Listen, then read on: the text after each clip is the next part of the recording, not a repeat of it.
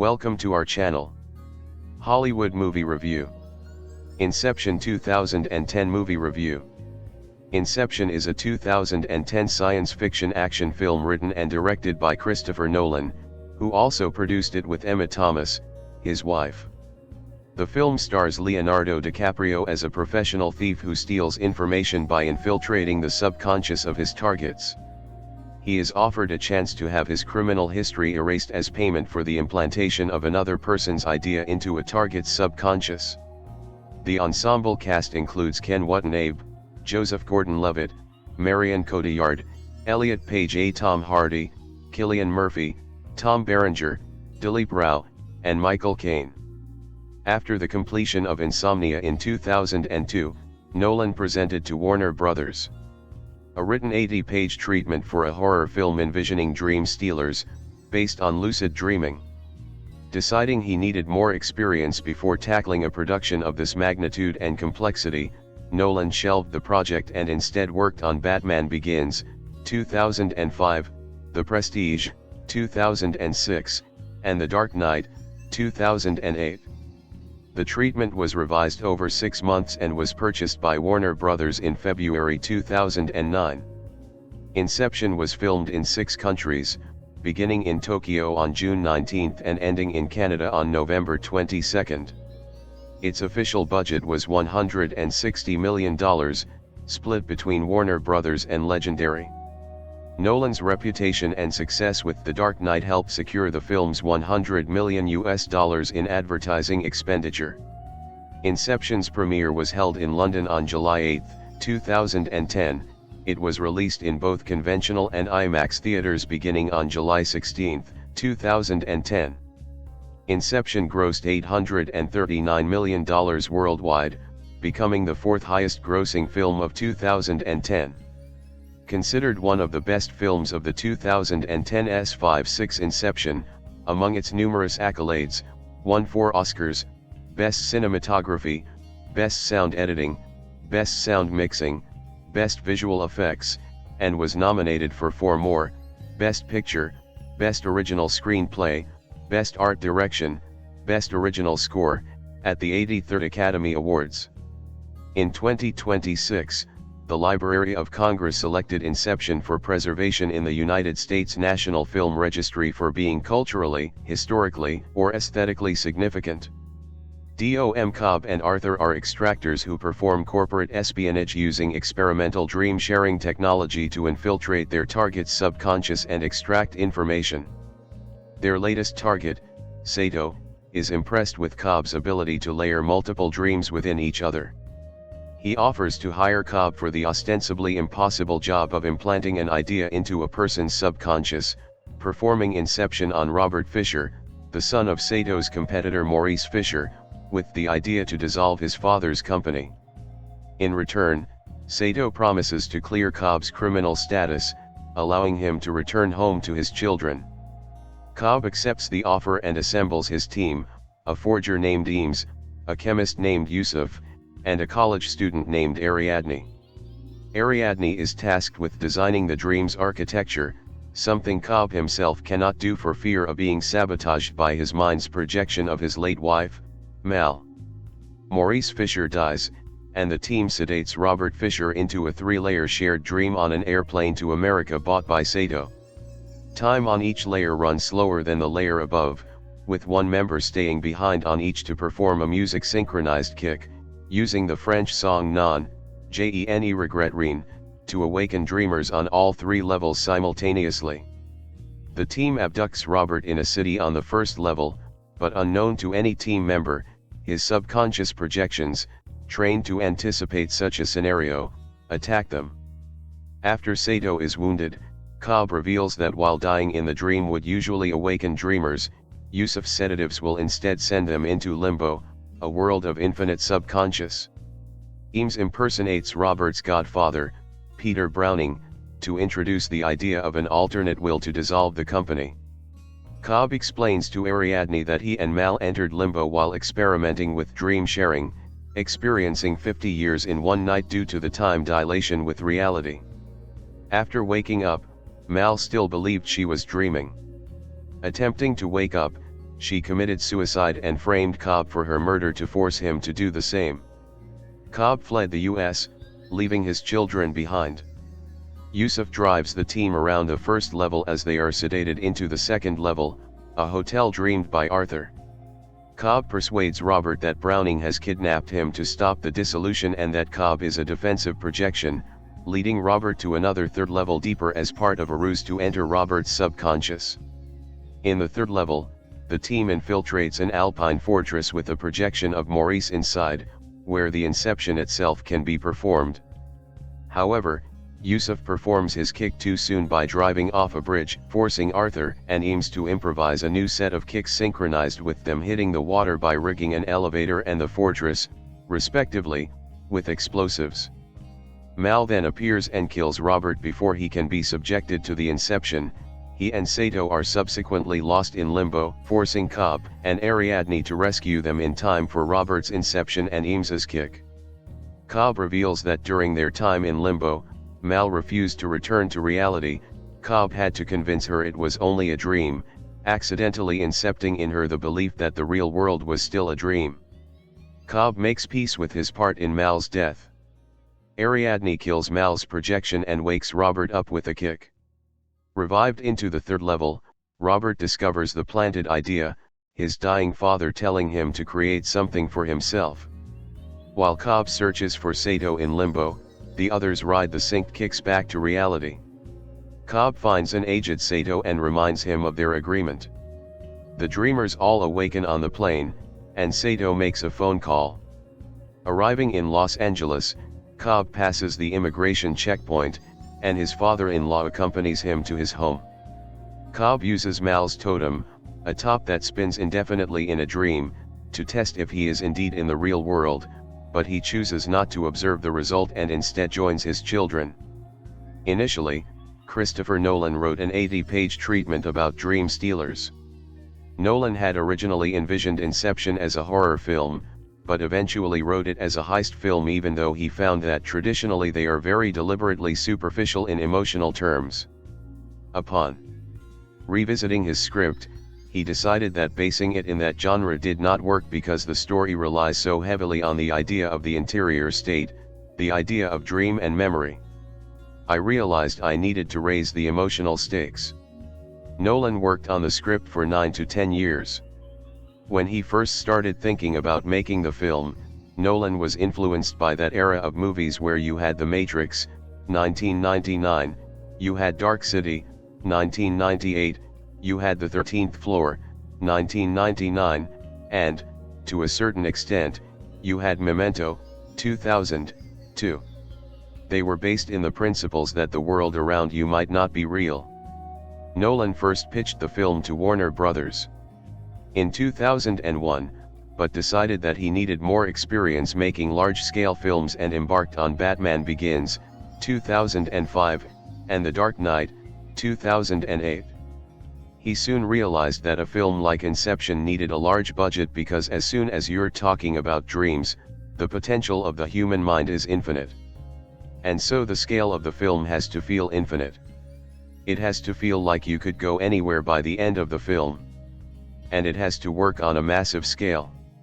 After making The Dark Knight, Nolan decided to make Inception and spent 6 months completing the script.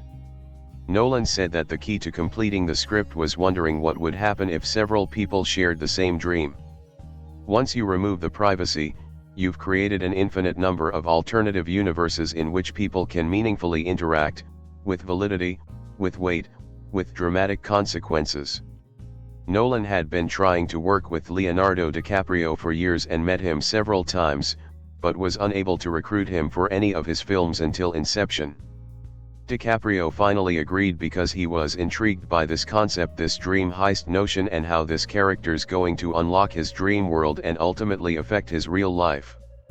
He read the script and found it to be very well written, comprehensive, but you really had to have Chris in person, to try to articulate some of the things that have been swirling around his head for the last 8 years.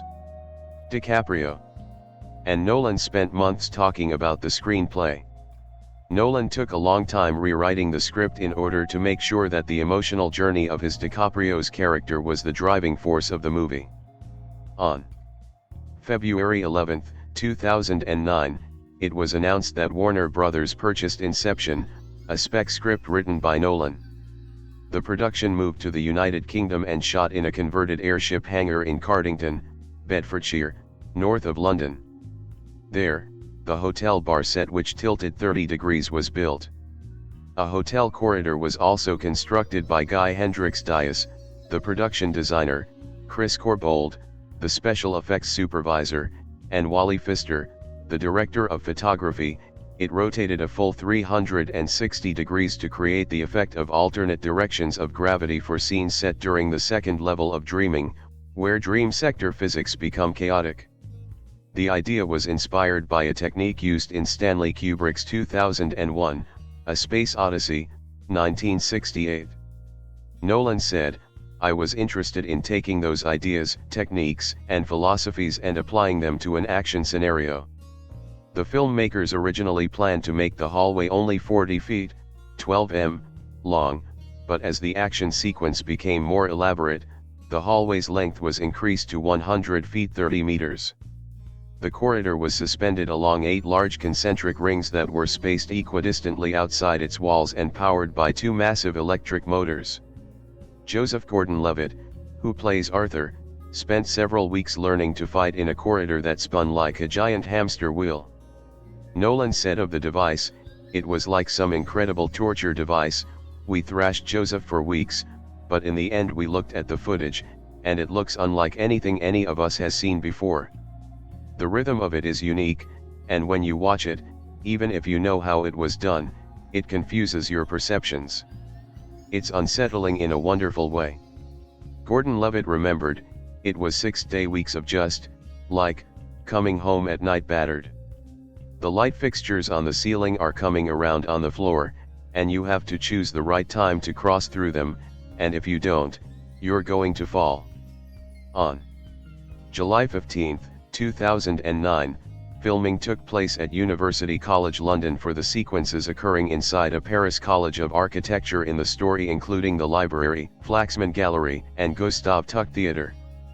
Filming moved to France, where they shot Cobb entering the College of Architecture.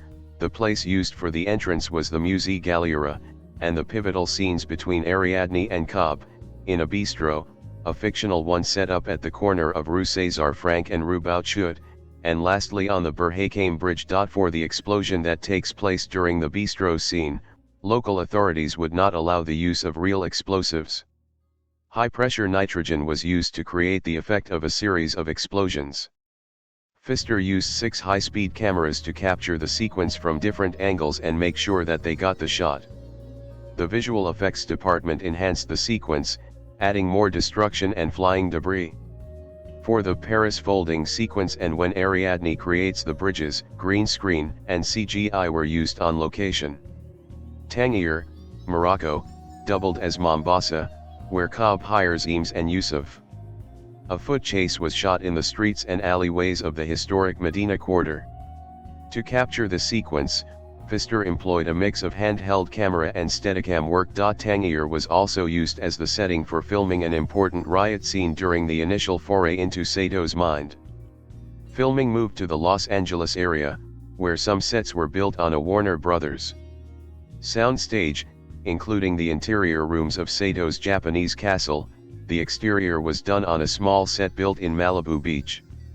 The dining room was inspired by the historic Nijo Castle, built around 1603. These sets were inspired by a mix of Japanese architecture and Western influences. The production staged a multi-vehicle car chase on the streets of downtown Los Angeles, which involved a freight train crashing down the middle of a street. To do this, the filmmakers configured a train engine on the chassis of a tractor-trailer. The replica was made from fiberglass molds taken from authentic train parts and matched in terms of color and design. The car chase was supposed to be set in the midst of a downpour, but the LA weather stayed typically sunny. The filmmakers set up elaborate effects, example rooftop water cannons, to give the audience the impression that the weather was overcast and soggy.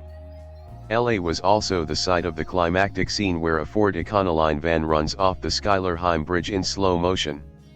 This sequence was filmed on and off for months, with the van being shot out of a cannon, according to actor Dileep Rao. Capturing the actors suspended within the van in slow motion took a whole day to film.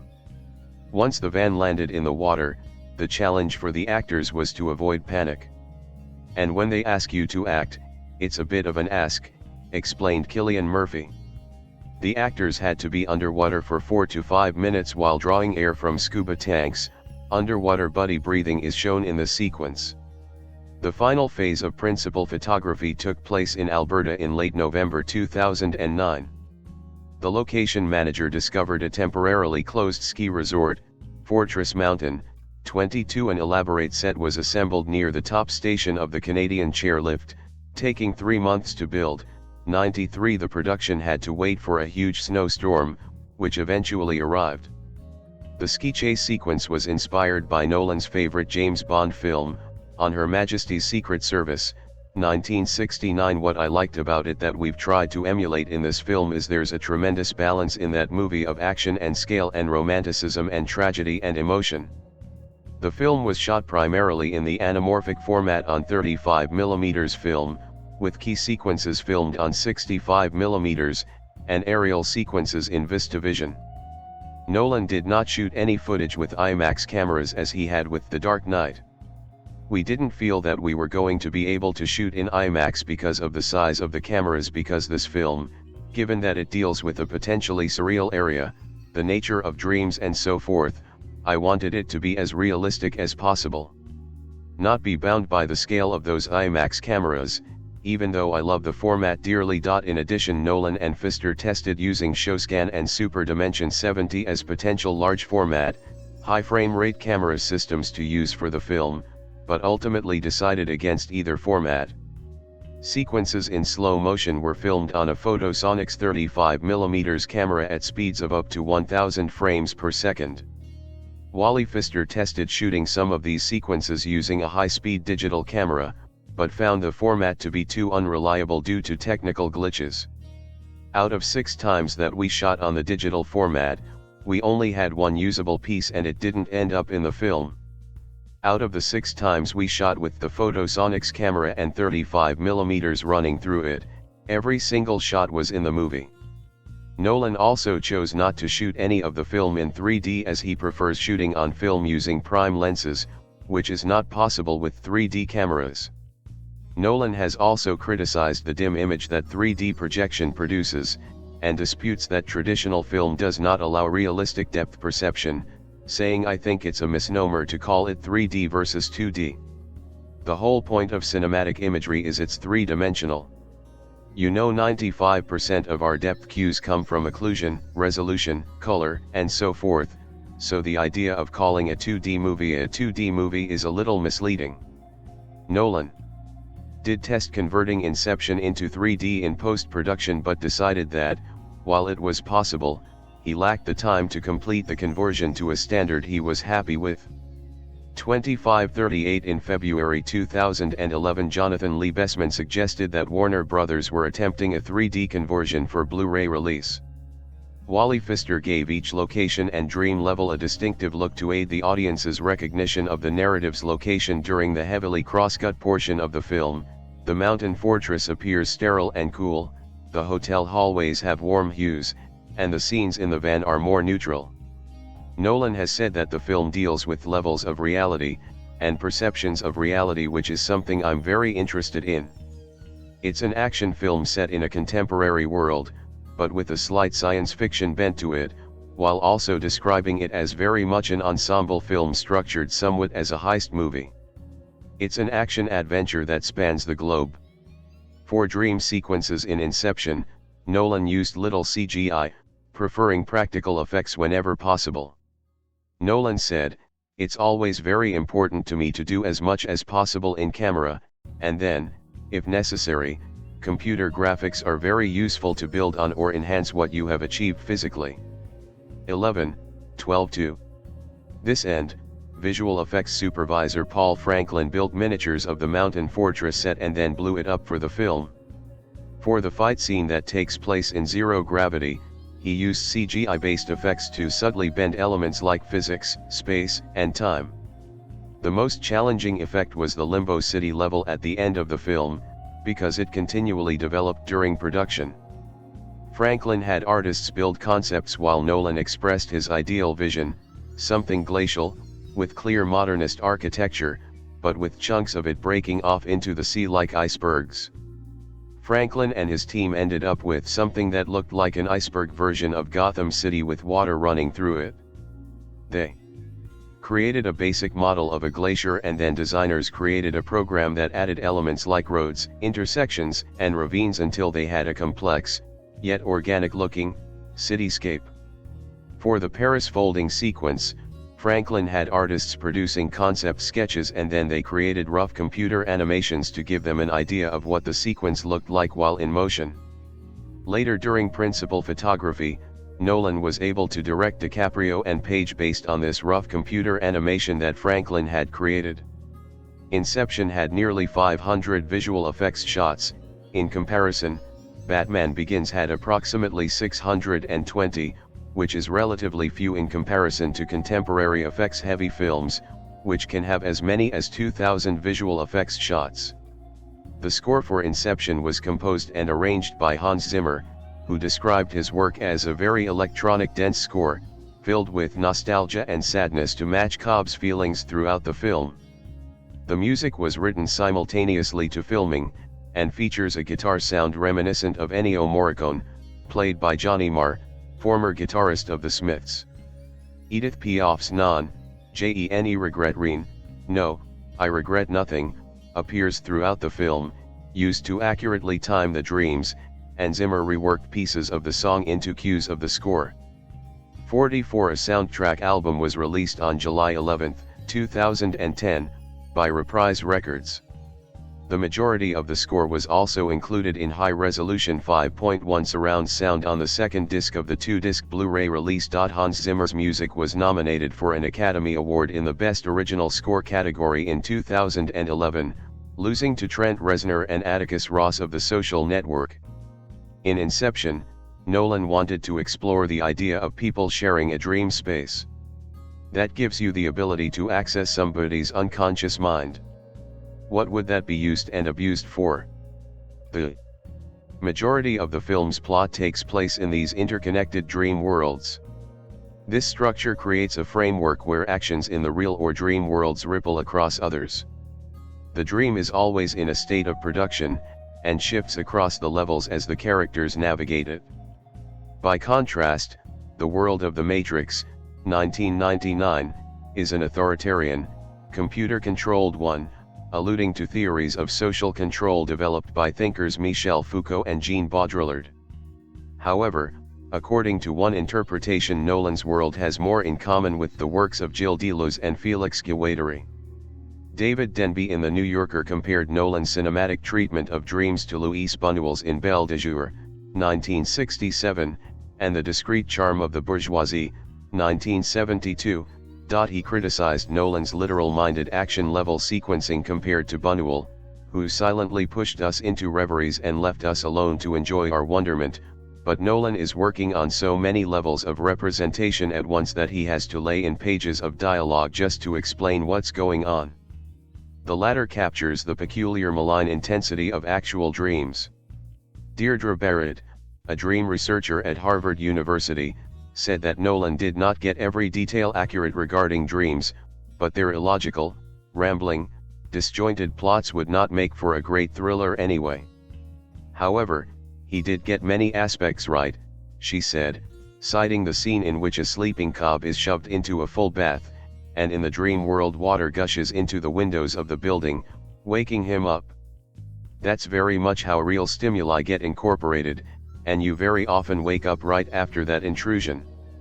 Nolan himself said, "I tried to work that idea of manipulation and management of a conscious dream being a skill that these people have. Really, the script is based on those common, very basic experiences and concepts, and where can those take you? And the only outlandish idea that the film presents, really, is the existence of a technology that allows you to enter and share the same dream as someone else. Others have argued that the film is itself a metaphor for filmmaking, and that the film-going experience itself, images flashing before one's eyes in a darkened room, is akin to a dream. Writing in Wired, Jonah Lehrer supported this interpretation and presented neurological evidence that brain activity is strikingly similar during film watching and sleeping. In both, the visual cortex is highly active and the prefrontal cortex, which deals with logic, deliberate analysis, and self-awareness, is quiet. Paul argued that the experience of going to a picture house is itself an exercise in shared dreaming, particularly when viewing Inception. The film's sharp cutting between scenes forces the viewer to create larger narrative arcs to stitch the pieces together. This demand of production parallel to consumption of the images, on the part of the audience, is analogous to dreaming itself. As in the film's story, in a cinema one enters into the space of another's dream, in this case Nolan's.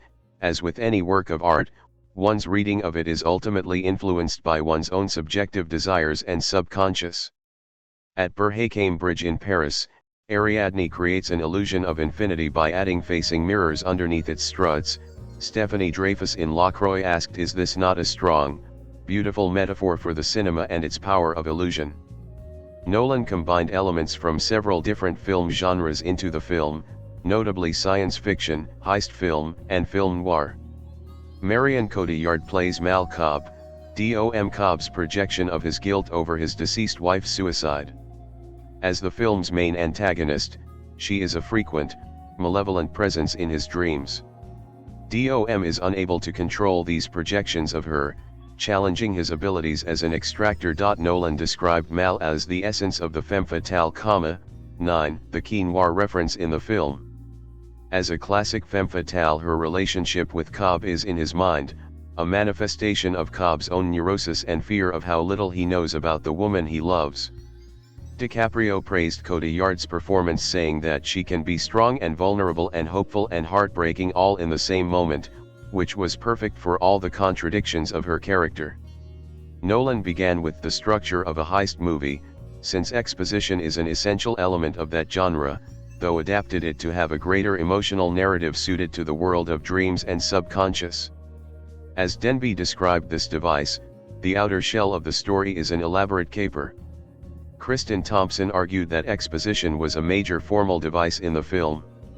While a traditional heist movie has a heavy dose of exposition at the beginning as the team assembles and the leader explains the plan, in Inception this becomes nearly continuous as the group progresses through the various levels of dreaming. 3/4 of the film, until the van begins to fall from the bridge, are devoted to explaining its plot.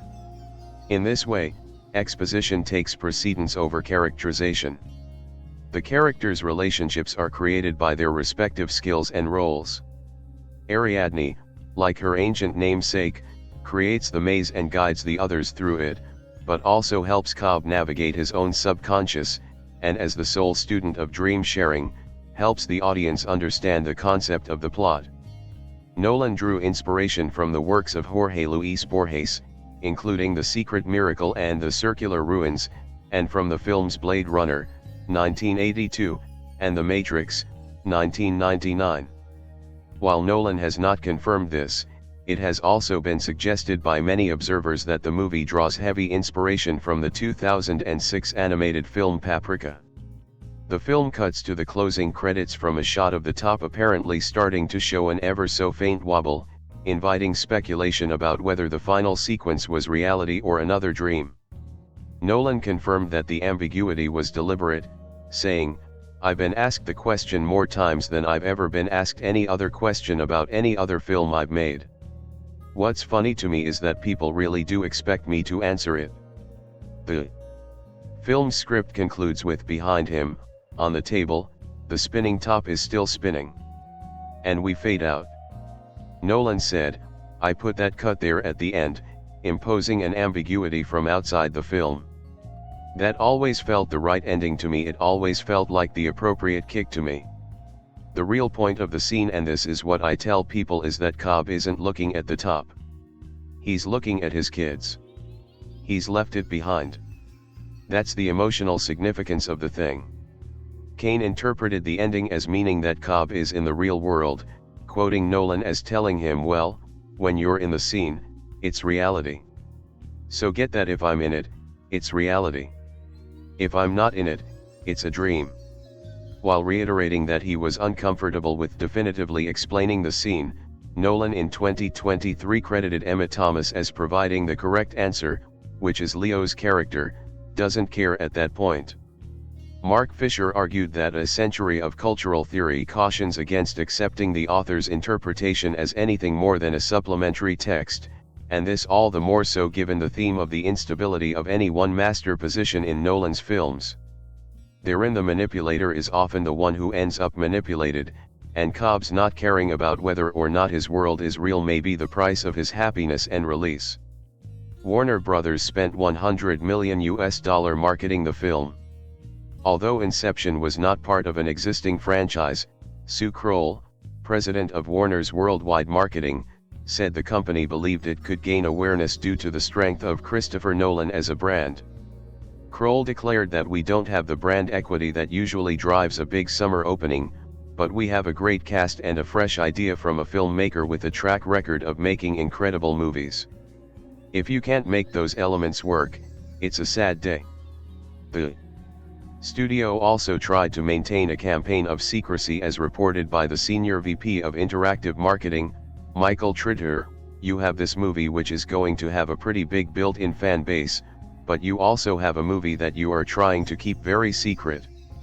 Chris Nolan really likes people to see his movies in a theater and not see it all beforehand, so everything that you do to market that at least early on is with an eye to feeding the interest to fans." A viral marketing campaign was employed for the film. After the revelation of the first teaser trailer, in August 2009, the film's official website featured only an animation of Cobb's spinning top. In December, the top toppled over and the website opened the online game Mind Crime, which upon completion revealed Inception's poster. The rest of the campaign unrolled after WonderCon in April 2010, where Warner gave away promotional t-shirts featuring the passive briefcase used to create the dream space, and had a QR code linking to an online manual of the device. Mind Crime also received a Stage 2 with more resources, including a hidden trailer for the movie. More pieces of viral marketing began to surface before Inception's release, such as a manual filled with bizarre images and text sent to Wired magazine, and the online publication of posters, ads, phone applications, and strange websites all related to the film. Warner also released an online prequel comic, Inception, The Cobalt Job. The official trailer released on May 10, 2010, through Mind Game was extremely well received. It featured an original piece of music, Mind Heist, by recording artist Zach Hemsey, rather than music from the score. The trailer quickly went viral with numerous mashups copying its style, both by amateurs on sites like YouTube and by professionals on sites such as College Humor. On June 7, 2010, a behind-the-scenes featurette on the film was released in HD on Yahoo Movies. Inception and its film trailers are widely credited for launching the trend throughout the 2010s in which blockbuster movie trailers repeatedly hit audiences with so-called Bram sounds, bassy, brassy, thunderous notes like a foghorn on steroids meant to impart a sense of apocalyptic momentousness. However, different composers worked on the teaser trailer, first trailer, second trailer, and film score, meaning that identifying the composer responsible for that trend is a complicated task. Inception was released on DVD and Blu-ray on December 3, 2010, in France, and the week after in the United Kingdom and United States, December 7, 2010.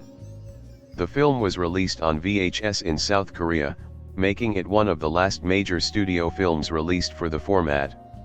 Warner Brothers also made available in the United States a limited Blu-ray edition packaged in a metal replica of the passive briefcase, which included extras such as a metal replica of the spinning top totem. With a production run of less than 2,000, it sold out in one weekend. Inception was released on 4K Blu-ray and digital copy along with other Christopher Nolan films on December 19, 2017. As of 2018, the home video releases have sold over 9 million units and grossed over $160 million. In a November 2010 interview, Nolan expressed his intention to develop a video game set in the Inception world, working with a team of collaborators. He described it as a longer-term proposition, referring to the medium of video games as something I've wanted to explore. Inception was re-released in theaters for its 10th anniversary, starting on August 12, 2020, in international markets and on August 21 in the US. The re-release was originally announced by Warner Bros. In June 2020 and scheduled for July 17, 2020, taking the original release date for Nolan's upcoming film Tenet after its delay to July 31 due to the impact of the COVID-19 pandemic on movie theaters. After Tenet was delayed again to August 12, the re-release was shifted to July 31, before setting on the August release date following a third delay. Inception was released in both conventional and IMAX theaters on July 16, 2010. The film had its world premiere at Leicester Square in London on July 8, 2010. In the United States and Canada, Inception was released theatrically in 3,792 conventional theaters and 195 IMAX theaters. The film grossed $21.8 million during its opening day on July 16, 2010, with midnight screenings in 1,500 locations. Overall, the film made $62.7 million and debuted at number 1 on its opening weekend. Inception's opening weekend gross made it the second highest grossing debut for a science fiction film that was not a sequel, remake or adaptation, behind Avatar's $77 million opening weekend gross in 2009. The film held the top spot of the box office rankings in its second and third weekends, with drops of just 32%, $42.7 million and 36%, $27.5 million, respectively, before dropping to second place in its fourth week, behind The Other Guys. Inception initially grossed $292 million in the United States and Canada, $56 million in the United Kingdom, Ireland, and Malta, and $479 million in other countries, for a total of $828 million worldwide. For its 5 highest grossing markets after the US and Canada, $292 million were China, $68 million, the United Kingdom, Ireland, and Malta, $56 million, France, and the Maghreb region, $43 million, Japan, $40 million, and South Korea, $38 million. It was the 6th highest grossing film of 2010 in North America and the 4th highest grossing film of 2010, behind Toy Story 3, Alice in Wonderland, and Harry Potter and the Deathly Hallows, Part 1. Its subsequent re-releases increased its gross to $839 million. Inception is the 4th most lucrative production in Christopher Nolan's career behind The Dark Knight, The Dark Knight Rises, and Oppenheimer, and the 2nd most for Leonardo DiCaprio behind Titanic. On Rotten Tomatoes, Inception holds an approval rating of 87% based on 363 reviews, with an average rating of 8.40/10. The website's critical consensus reads, "Smart, innovative, and thrilling, Inception is that rare summer blockbuster that succeeds viscerally as well as intellectually." Metacritic, another review aggregator, assigned the film a weighted average score of 74 out of 100, based on 42 critics, indicating generally favorable reviews. Audiences polled by CinemaScore gave the film an average grade of B+ on an A+ to F scale. Peter Travers of Rolling Stone called Inception a wildly ingenious chess game, and concluded the result is a knockout. 110 Justin Chang of Variety praised the film as a conceptual tour de force and wrote, applying a vivid sense of procedural detail to a fiendishly intricate yarn set in the labyrinth of the unconscious mind, the writer-director has devised a heist thriller for surrealists, a Jungian srafifi, that challenges viewers to sift through multiple layers of reality. 111 Jim Vejvoda of IGN rated the film as perfect, deeming it a singular accomplishment from a filmmaker who has only gotten better with each film. Relevance David Rourke called it Nolan's greatest accomplishment, saying, "Visually, intellectually and emotionally, Inception is a masterpiece."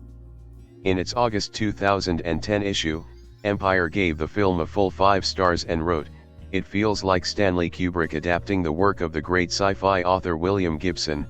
Nolan delivers another true original. Welcome to an undiscovered country."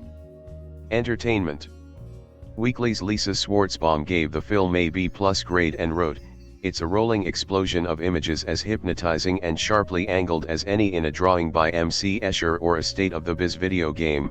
The backwards splicing of Nolan's own Memento looks rudimentary by comparison." Roger Ebert of the Chicago Sun-Times awarded the film a full 4 stars and said that Inception is all about process, about fighting our way through enveloping sheets of reality and dream, reality within dreams, dreams without reality. It's a breathtaking juggling act. Richard Roper, also of the Sun-Times, gave Inception an A+ score and called it one of the best movies of the century. BBC Radio 5 Live's Mark Kermode named Inception as the best film of 2010, stating that Inception is proof that people are not stupid, that cinema is not trash, and that it is possible for blockbusters and art to be the same thing. Michael Phillips of the Chicago Tribune gave the film 3 out of 4 stars and wrote, "I found myself wishing Inception were weirder. Further out the film is Nolan's Labyrinth all the way, and it's gratifying to experience a summer movie with large visual ambitions and with nothing more or less on its mind than, as Shakespeare said, a dream that hath no bottom." Times Richard Corliss wrote that the film's noble intent is to implant one man's vision in the mind of a vast audience. The idea of movie-going as communal dreaming is a century old. With Inception, viewers have a chance to see that notion get a state-of-the-art update. Kenneth Turan of the Los Angeles Times felt that Nolan was able to blend the best of traditional and modern filmmaking. "If you're searching for smart and nervy popular entertainment, this is what it looks like." USA Today's Claudia Poog gave the film 3.5 out of 4 stars and felt that Nolan regards his viewers as possibly smarter than they are, or at least as capable of rising to his inventive level. That's a tall order. But it's refreshing to find a director who makes us stretch, even occasionally struggle, to keep up. Not all reviewers gave the film positive reviews. New York Magazine's David Adelstein said in his review that he had no idea what so many people are raving about. "It's as if someone went into their heads while they were sleeping and planted the idea that Inception is a visionary masterpiece and hold on. Whoa. I think I get it. The movie is a metaphor for the power of delusional hype, a metaphor for itself." The New York Observer's Rex Reed said the film's development was pretty much what we've come to expect from summer movies in general and Christopher Nolan movies in particular. "It doesn't seem like much of an accomplishment to me." A. O. Scott of the New York Times commented, "There is a lot to see in Inception, there is nothing that counts as genuine vision. Mr. Nolan's idea of the mind is too literal, too logical, and too rule-bound to allow the full measure of madness." The New Yorker's David Denby considered the film to be not nearly as much fun as Nolan imagined it to be, concluding that Inception is a stunning-looking film that gets lost in fabulous intricacies, a movie devoted to its own workings and to little else. While some critics have tended to view the film as perfectly straightforward, and even criticize its overarching themes as the stuff of torpid platitudes, online discussion has been much more positive. Heated debate has centered on the ambiguity of the ending, with many critics like Devin Faraci making the case that the film is self-referential and tongue-in-cheek, both a film about filmmaking and a dream about dreams. Yet other critics, such as Kristen Thompson, see less value in the ambiguous ending of the film and more in its structure and novel method of storytelling, highlighting Inception as a new form of narrative that revels in continuous exposition. Several critics and scholars have noted the film has many striking similarities to the 2006 anime film Paprika by Satoshi Kon, and Yasutaka Tsutsui's 1993 novel of the same name, including plot similarities, similar scenes, and similar characters, arguing that Inception was influenced by Paprika. Several sources have also noted plot similarities between the film and the 2002 Uncle Scrooge comic The Dream of a Lifetime by Don Rosa. The influence of Andrei Tarkovsky's Solaris on Inception was noted as well.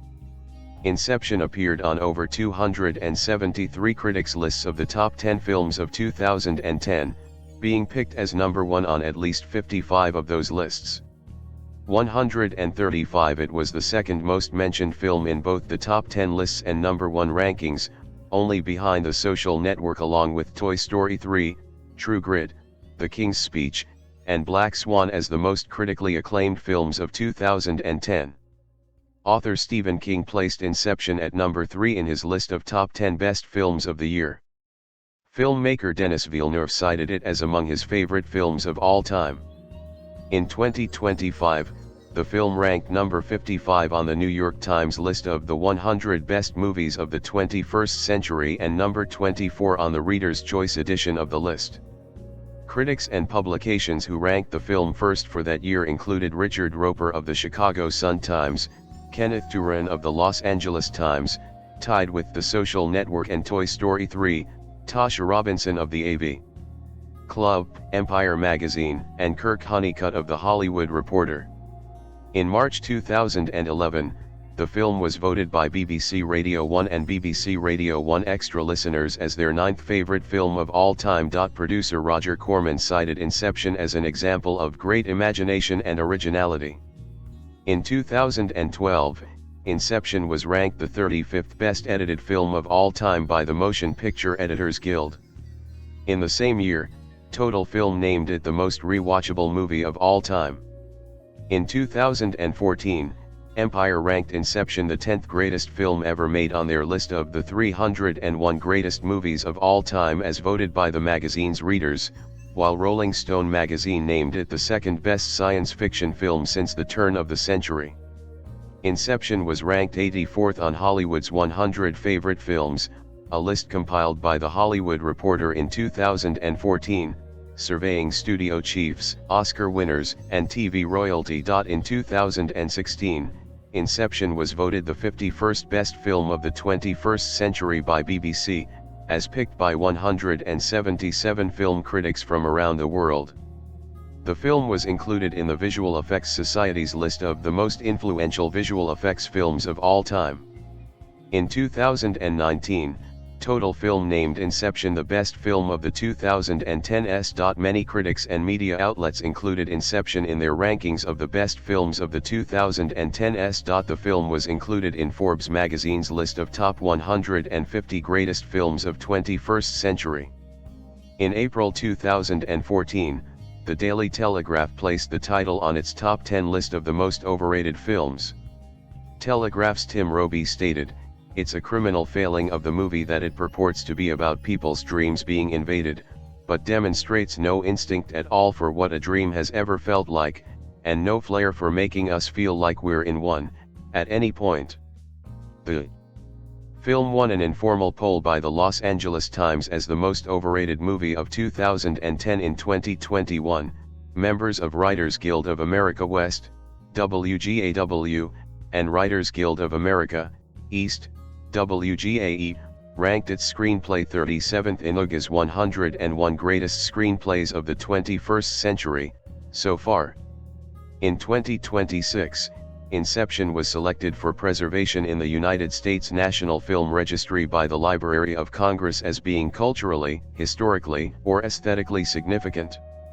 The film won many awards in technical categories, such as Academy Awards for Best Cinematography, Best Sound Editing, Best Sound Mixing, and Best Visual Effects, and the British Academy Film Awards for Best Production Design, Best Special Visual Effects and Best Sound. In most of its artistic nominations, such as Film, Director, and Screenplay at the Oscars, BAFTAs and Golden Globes, the film was defeated by The Social Network or The King's Speech. However, the film did win the two highest honors for a science fiction or fantasy film, the 2011 Bradbury Award for Best Dramatic Production and the 2011 Hugo Award for Best Dramatic Presentation, Long form. Numerous pop and hip-hop songs reference the film, including Common's Blue Sky, N.E.R.D's Hypnotize You, 15's The Kick, Black Eyed Peas' Just Can't Get Enough, Lil Wayne's 6 Foot 7 Foot, Jennifer Lopez's On the Floor, and B.O.B's Strange Clouds, while T.I. had Inception-based artwork on 2 of his mixtapes. An instrumental track by Joe Budden is titled Inception. The animated series South Park parodies the film in the show's 10th episode of its 14th season, titled Inception. The film was also an influence for Ariana Grande's video for No Tears Left to Cry. Lawnmower Dog, the second episode of the animated comedy show Rick and Morty, parodied the film. In an episode of The Simpsons, named How I Met Your Mother, the plot spoofs Inception with various scenes parodying moments from the film. The showrunners of the television series The Flash said its season 4 finale was inspired by Inception. In February 2020, American singer-songwriter Taylor Swift released a lyric video for her single The Man, which featured visuals bearing resemblance to the film. The song also mentions DiCaprio in its lyrics. The film's title has been colloquialized as the word inception and the splinter suffix "ception," which refer to layering, nesting, or recursion, in reference to the movie's key element of a dream within a dream. The normal meaning of inception is beginning, and the title refers to causing the inception of an idea within someone's mind. In dreams we fly. We fall. We tell off the boss. We walk to class naked. In dreams, we're unfettered by reality, yet enslaved by love and desire, fear, sin, and guilt. Dreams can be so terrifying we wake up screaming, so wonderful we never want to wake up at all. You might be tempted to say that Cobb has a dream job, but you'd only be half right. Paid to extract secrets from the subconscious, Cobb is a gray matter thief, a roustabout whose livelihood is as shady as the worlds in which he walks. His methods, as bizarre as they seem, are curiously rote. He and a team of specialists build a dream for their subject, often a titan of industry with corporate secrets locked away in his brain. Using a concoction of drugs, they render him unconscious, and he slips into the dreamscape they painted for him. Then Cobb and his partners dive into the same dream, extracting information in such a way that, if all goes well, the guy might not even remember in the morning. Cobb sells his unusual skills to the highest bidder until, after a botched job, the subject pitches a new sort of subterfuge. Instead of extracting ideas, could he plant one? Could Cobb sow a conceptual seed that would cause a corporate heir to dismantle the family business? Most dream thieves like Cobb would say such a thing is impossible. The subconscious mind knows when it's being tampered with too much. Cobb, though, knows it can be done. He's done it before, though it cost him everything. Now, this former subject Sato, by name, is offering Cobb's everything back: the chance to go home, the chance to be a father again, to see the children he was forced to leave so long ago. Home. Family. Those are the things of Cobb's dreams. And, after spending most of his adult life living in other people's, Cobb finds that he will stop at nothing to make his own come true. Cobb is a man who lives in the shadows, indistinct, conflicted, haunted by guilt. But he is at his most distinct, most alive when it comes to his children. In fact, the very idea of seeing them again drives him to take outlandish risks. Those risks manifest themselves in less than desirable ways. And he forces his team to take those same risks without giving them all the necessary information. But the film doesn't make Cobb out to be a hero. Instead, it asks us to seriously grapple with his questionable decisions. And that, perhaps, marks Inception's greatest strength. Sato says that planting this new idea into his rival's mind is a good thing, because if the energy corporation he owns doesn't break apart, it'll have a monopoly against which no other company could compete. The world needs Robert Fisher to change his mind, Sato says. But would any good ever justify playing with someone's brain in such a manner? Cobb tries to help Fisher come to some sort of subliminal reconciliation with his now dead father. Motives aside, is such a reconciliation desirable, bringing a son a sense of familial peace? Or is it terrible, because the reconciliation regardless of how it makes the subject feel is false? While Inception steers well clear of overt religion or faith, its surreal, metaphysical environs throw viewers into a world that actually feels quite spiritual. The dreams we see can resemble private hells, filled with self-reproach and regret and demons of the dreamer's own making. Characters refer to one undesirable state of unconsciousness as limbo. As Cobb tries to free himself from his own guilt and grief, his catharsis feels both psychiatric and religious. He confesses a past mistake that wound up having horrific consequences. He confronts those consequences. He eventually exorcises, in a strange sort of way, his personal tormentor. Elsewhere, someone says that he and his former love felt like gods after living in a dream state for, in dream time, years, creating the world around them as they saw fit. Cobb and Sato first meet in a love nest where Sato frequently meets his lover, a relationship he's managed to keep secret in his waking life. We see people kiss, and one character uses subterfuge to steal a kiss. A couple of women wear low-cut tops.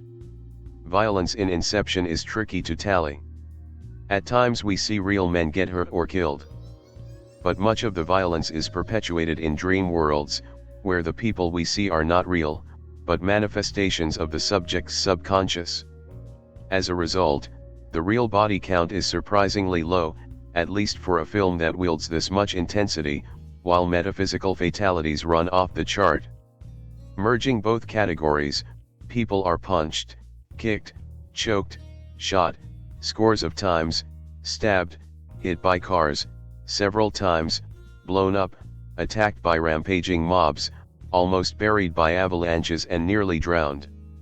Somebody gets shot in the foot just to illustrate that, while dying in a dream state is difficult, pain is all too easy to come by. The visceral feel of the violence is about what you'd expect for a PG-13 movie and, frankly, maybe a step back from a prime-time actioner on television. The mayhem is practically bloodless, an exception. After a shot to the chest, we see red seep through a man's shirt as he coughs up flecks of blood, and it's perpetrated with a certain, almost chilly, remove. When someone wants to exit a dream, they simply kill themselves or have someone do it for them. Cobb, for instance, shoots one of his compadres in the head to wake him up. We see a bloodless hole in his forehead. Because the sensation of falling can jar someone awake, folks routinely engineer the end of their dreams by plummeting off bridges or cutting loose elevator cables. One character throws another off a cliff. Spoiler warning: this fixation with dreamscape suicide manifests itself in tragic fashion with Cobb's wife, Mal. The two of them slip into a dream state for, seemingly, decades before Cobb begins to think that perhaps both of them have gotten lost there. He plants an idea into Mal's brain, a true one, in this case that the life they're living is not real, and he encourages her to commit suicide with him. They both lay their heads on a railroad track as a train rumbles toward them. The scene ends just before the train reaches them. The act jars them both back to what is, apparently, the real world, but Mal can't shake the feeling that this life, too, is still a dream, including their two children. She begins to fondle knives and begs Cobb to enter another suicide pact with her so they can see their real children. Cobb, of course, refuses. Then, on their anniversary, Cobb finds Mal on a ledge, ready to jump. "I'm going to ask you to take a leap of faith," she tells him, adding that she fabricated evidence that, should she die, would frame Cobb for her murder, her way of encouraging Cobb to die with her. Then she jumps. Folks drink wine and beer. Intravenous drugs, sedatives and other mysterious concoctions are required to put people into these dreamlike states. Perhaps the most nefarious drug here, though, is the dreams themselves. It's suggested that these artificial dream states are, in some way, addictive. In one scene, we see listless bodies strapped to machines pumping dream-causing chemicals into their bodies. We're told it's the only way they can dream anymore, and for them, an old man says, the dream has become their reality. Who are you to say otherwise? Cobb, 2, has lost his ability to dream normally, and so he repeatedly hooks himself up to delve into his own haunting dream world. Let's re-emphasize here that Cobb is a thief, a reluctant one, perhaps, but a thief nonetheless. He steals thoughts for a living. And he's not alone. While the characters seem to care for one another, to a point, and we see much of Cobb's desire to be with his family, the finer points of morality seem to have eluded this crew.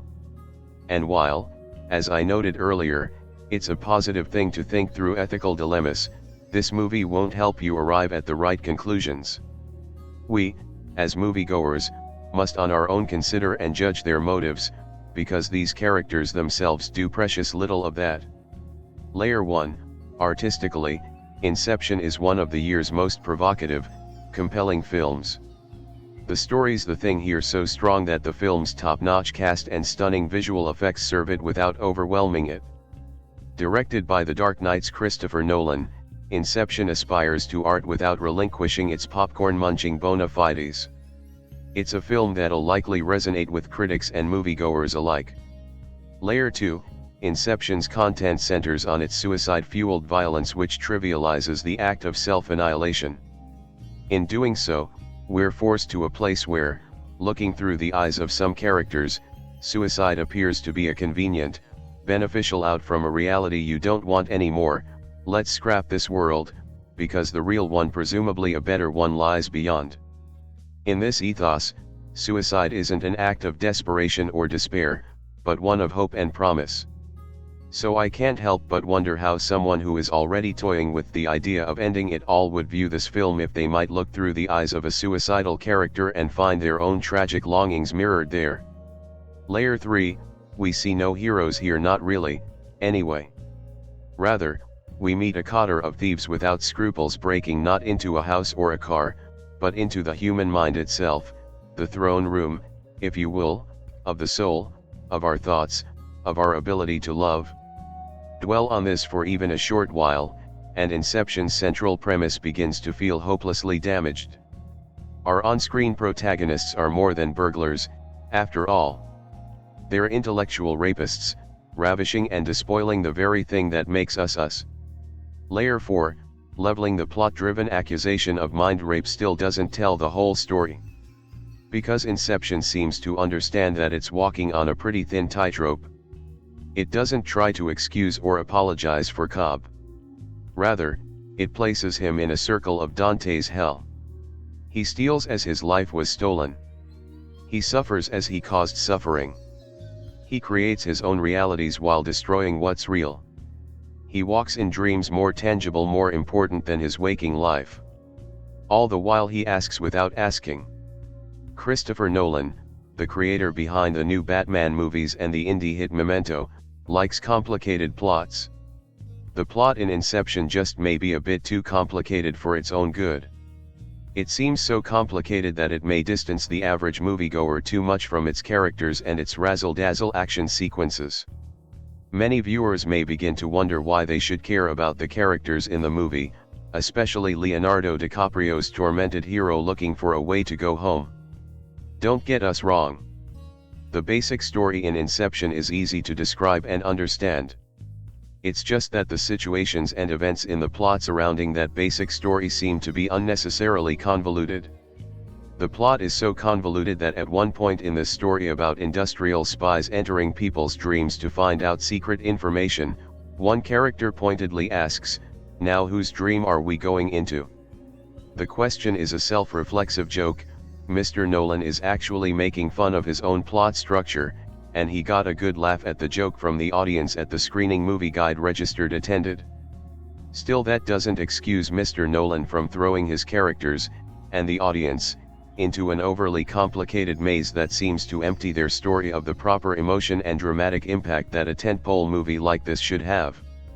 Also, although Mr. Nolan develops ways to create real jeopardy in the dream worlds depicted in Inception, the complexity of the dream world seems to undermine that jeopardy, making the jeopardy seem less real than it should.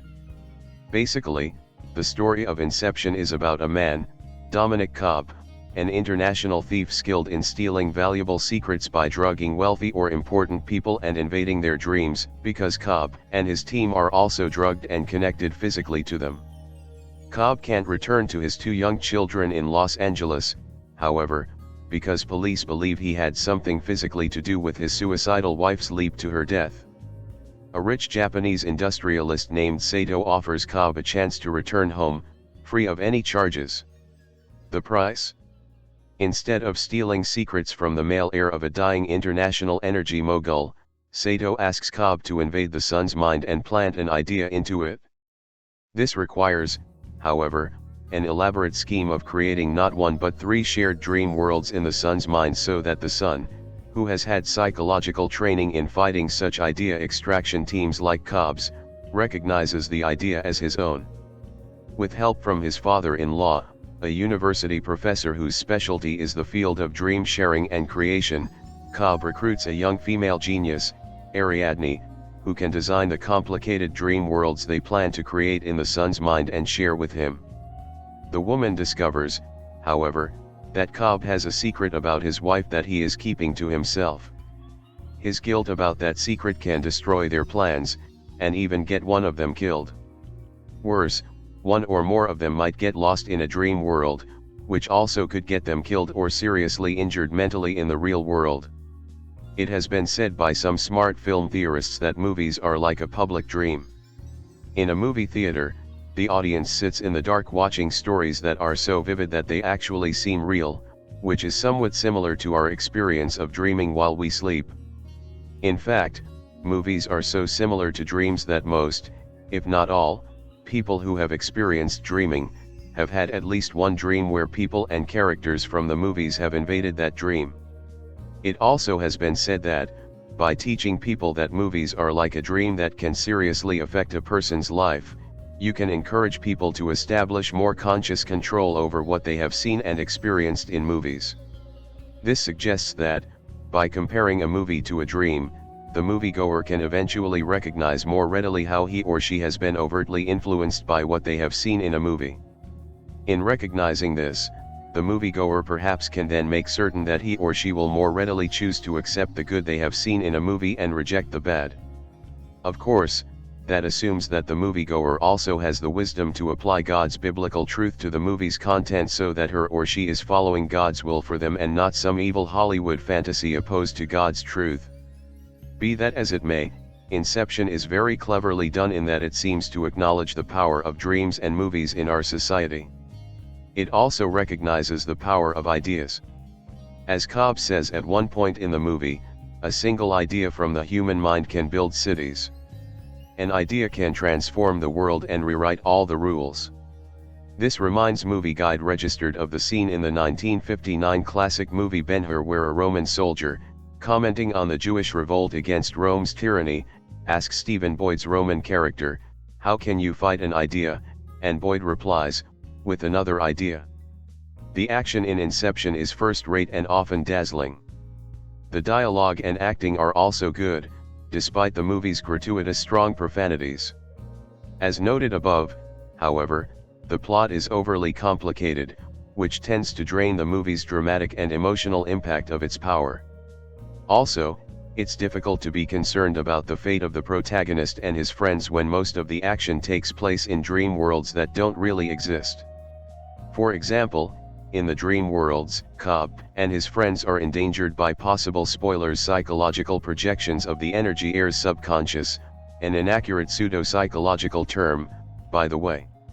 These projections appear in the form of security teams and Cobb's own projection of his dead wife, who, spoiler alert, wants to trap Cobb in a special dream world that she and he created to, apparently, become closer. According to the movie Possible Spoiler, Cobb feels guilty about his wife's suicide because, when she began to think that their special dream world was real, he planted the idea in her head that it wasn't, and it was this idea that led her to think she needed to kill herself in the real world so she would wake up and get back to the dream world that she thought was the ultimate reality. Thus, Cobb's guilty feelings about her death, spoiler alert, begins to cause him to create a dream projection of her that keeps telling him to return to the special dream world they created together. This is all in Cobb's mind, however. Or, is it? One of the main problems with Inception is that all these dream worlds and all this questioning of what is real and what is not to mention all the action scenes filled with intense fighting against dream projections that really aren't there, distance the viewer from the story and the characters.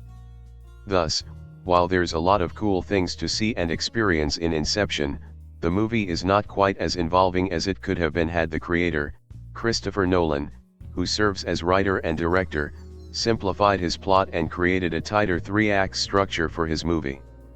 Another big problem with Nolan's work is that he doesn't seem to have a well-defined worldview personally.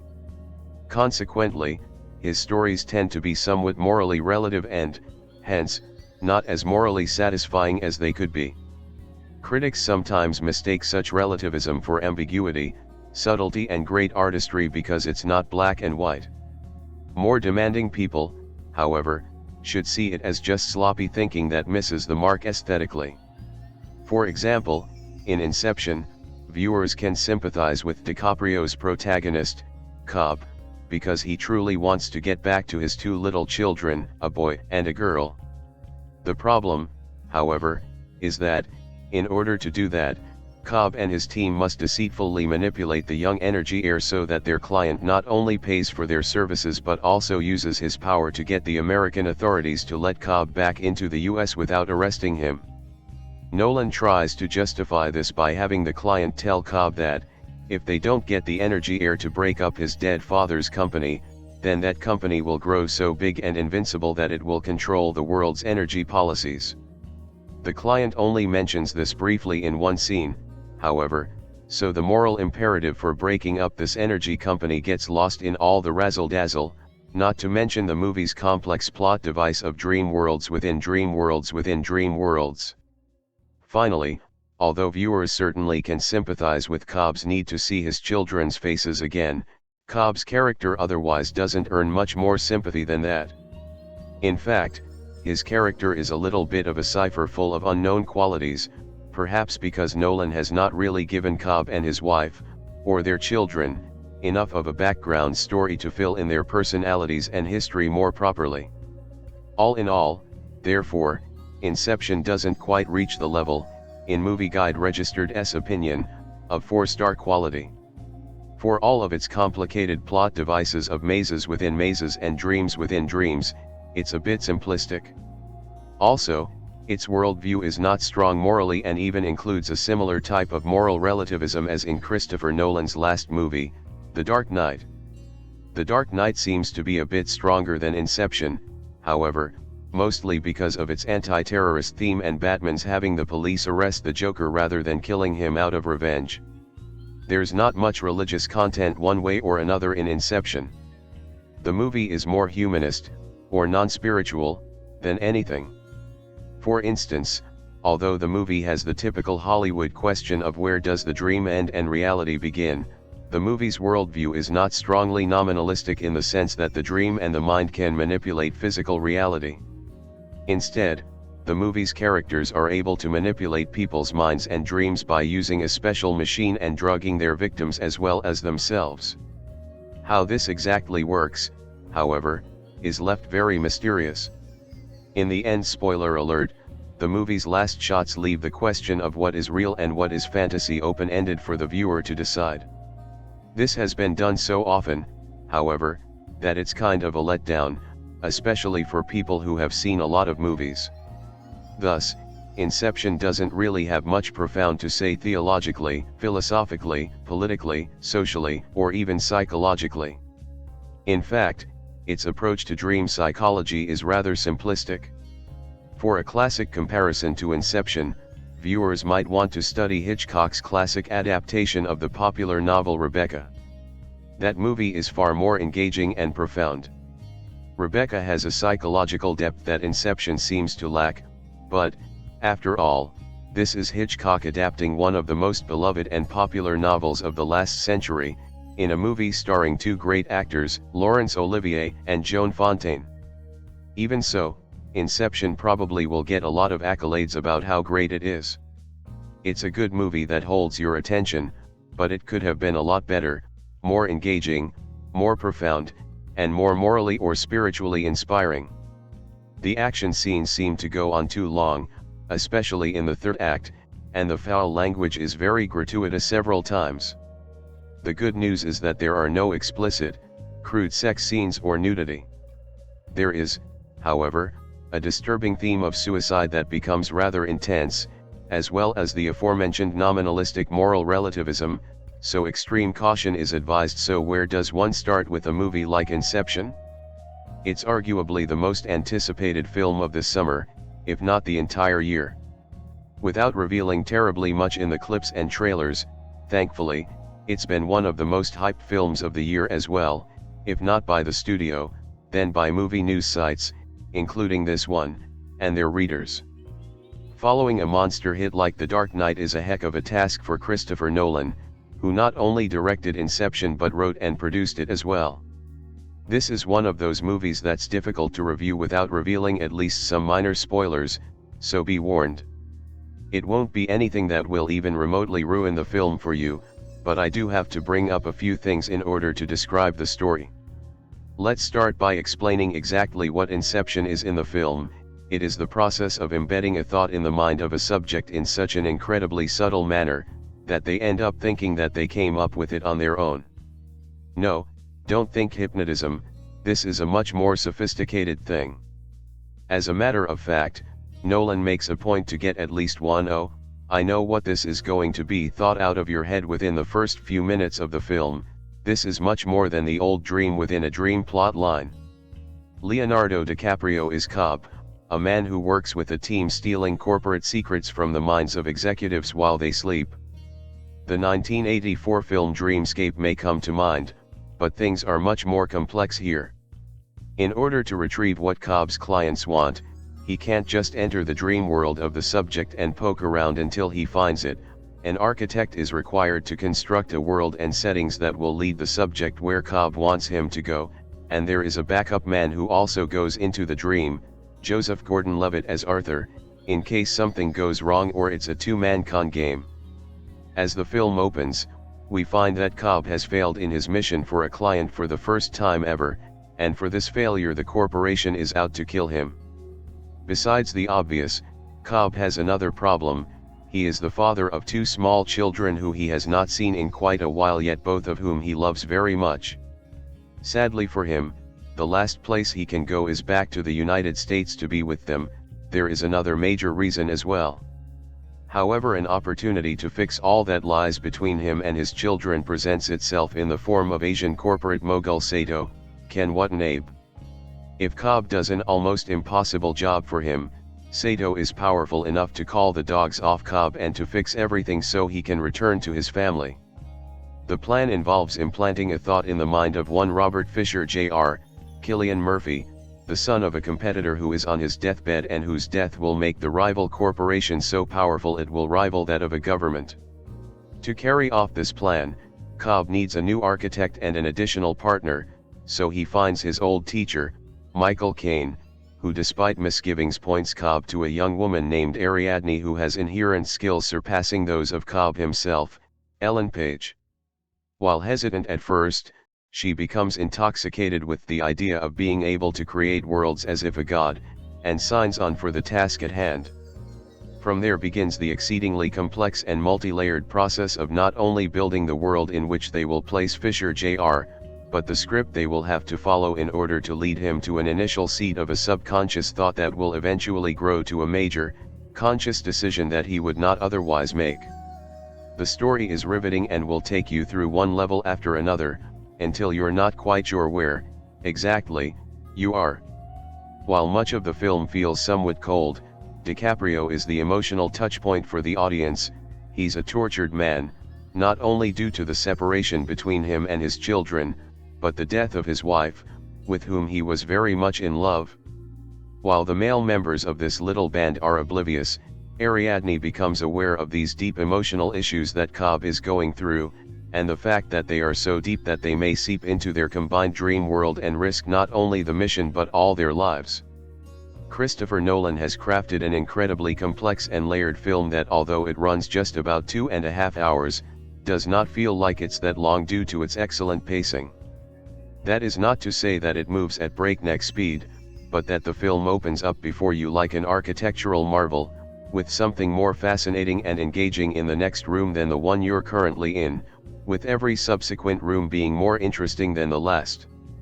If you still picture DiCaprio as the kid in Titanic, you really need to update your point of view.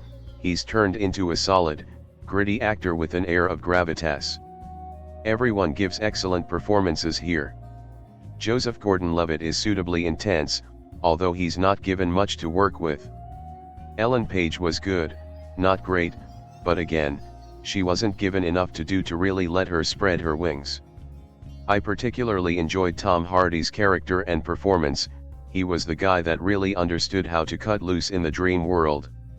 Hans Zimmer's music fits the film wonderfully, helping to carry along the story and pacing. Nolan's cinematography was beautiful and creative, and some of the visual effects scenes, in particular the floating hallway scene from the trailer, make similar scenes from The Matrix look old school. Yes, I realize The Matrix is over 10 years old now. It's one of those films that warrants multiple viewings to let everything sink in. Is it absolutely perfect? No, but any minor issues melt away in the overall experience of the film. It will entertain you while at the same time challenging you. And all without the gimmick of 3D. And for those of you going to see this based on your love of The Dark Knight, while Inception is a different type of movie, the latter is indeed better than the former. If you're hungry for a film that has action, mystery, and respects the audience, I highly recommend you go see Inception. Inception is rated PG-13 and there is nothing too objectionable for kids, although if you bring children under the age of 10 or so you're probably wasting your money, as this is not going to be their cup of tea. If you want to discuss the film in all its detail without worrying about spoiling it for those who haven't seen it yet, and want to discuss what really happened in the film, head on over to our Inception Explained discussion article. After the release of Christopher Nolan's Inception back in 2010, I wrote a review on my earlier blog site praising the film. After several more viewings, I would continue to applaud this production, and it was easily my favorite film of that year. But as excited as I was over Inception, I still don't think my previous review did justice to what has become one of my favorite movies of all time. Yes, I said of all time. I still find Inception to be one of the most original and most ambitious movies I've ever seen. But ambition doesn't always equal a great movie. Inception not only aims high, but it succeeds in creating a brilliant and unique picture that's unlike anything I've seen. It's hard to pigeonhole Inception. It's a heist film, a tragic romance, science fiction, and an action film. But the best thing is it uses all of these ingredients flawlessly. The bulk of its success can be traced right back to Nolan. For my money, Christopher Nolan is one of our greatest working directors. He wrote, co-produced, and directed this film, and I truly believe he's one of the only visionary filmmakers who could have pulled this off. It took him almost 10 years to write and rewrite the script, and it took the huge success of The Dark Knight to secure the big budget needed to make Inception. But you sure can't argue with the results of the finished product. Inception ended its box office run making over $825 million worldwide. The film stars Leonardo DiCaprio, an actor Nolan had wanted to work with for some time. He plays Dom Cobb, a dream thief for lack of a better title. He, along with his partner Arthur, Joseph Gordon-Levitt, are paid to infiltrate the subconsciouses of their targets via their dreams and steal information. When the dream extraction from a wealthy Japanese businessman named Sato, Ken Watanabe, goes wrong, Cobb and Arthur find out they were being tested.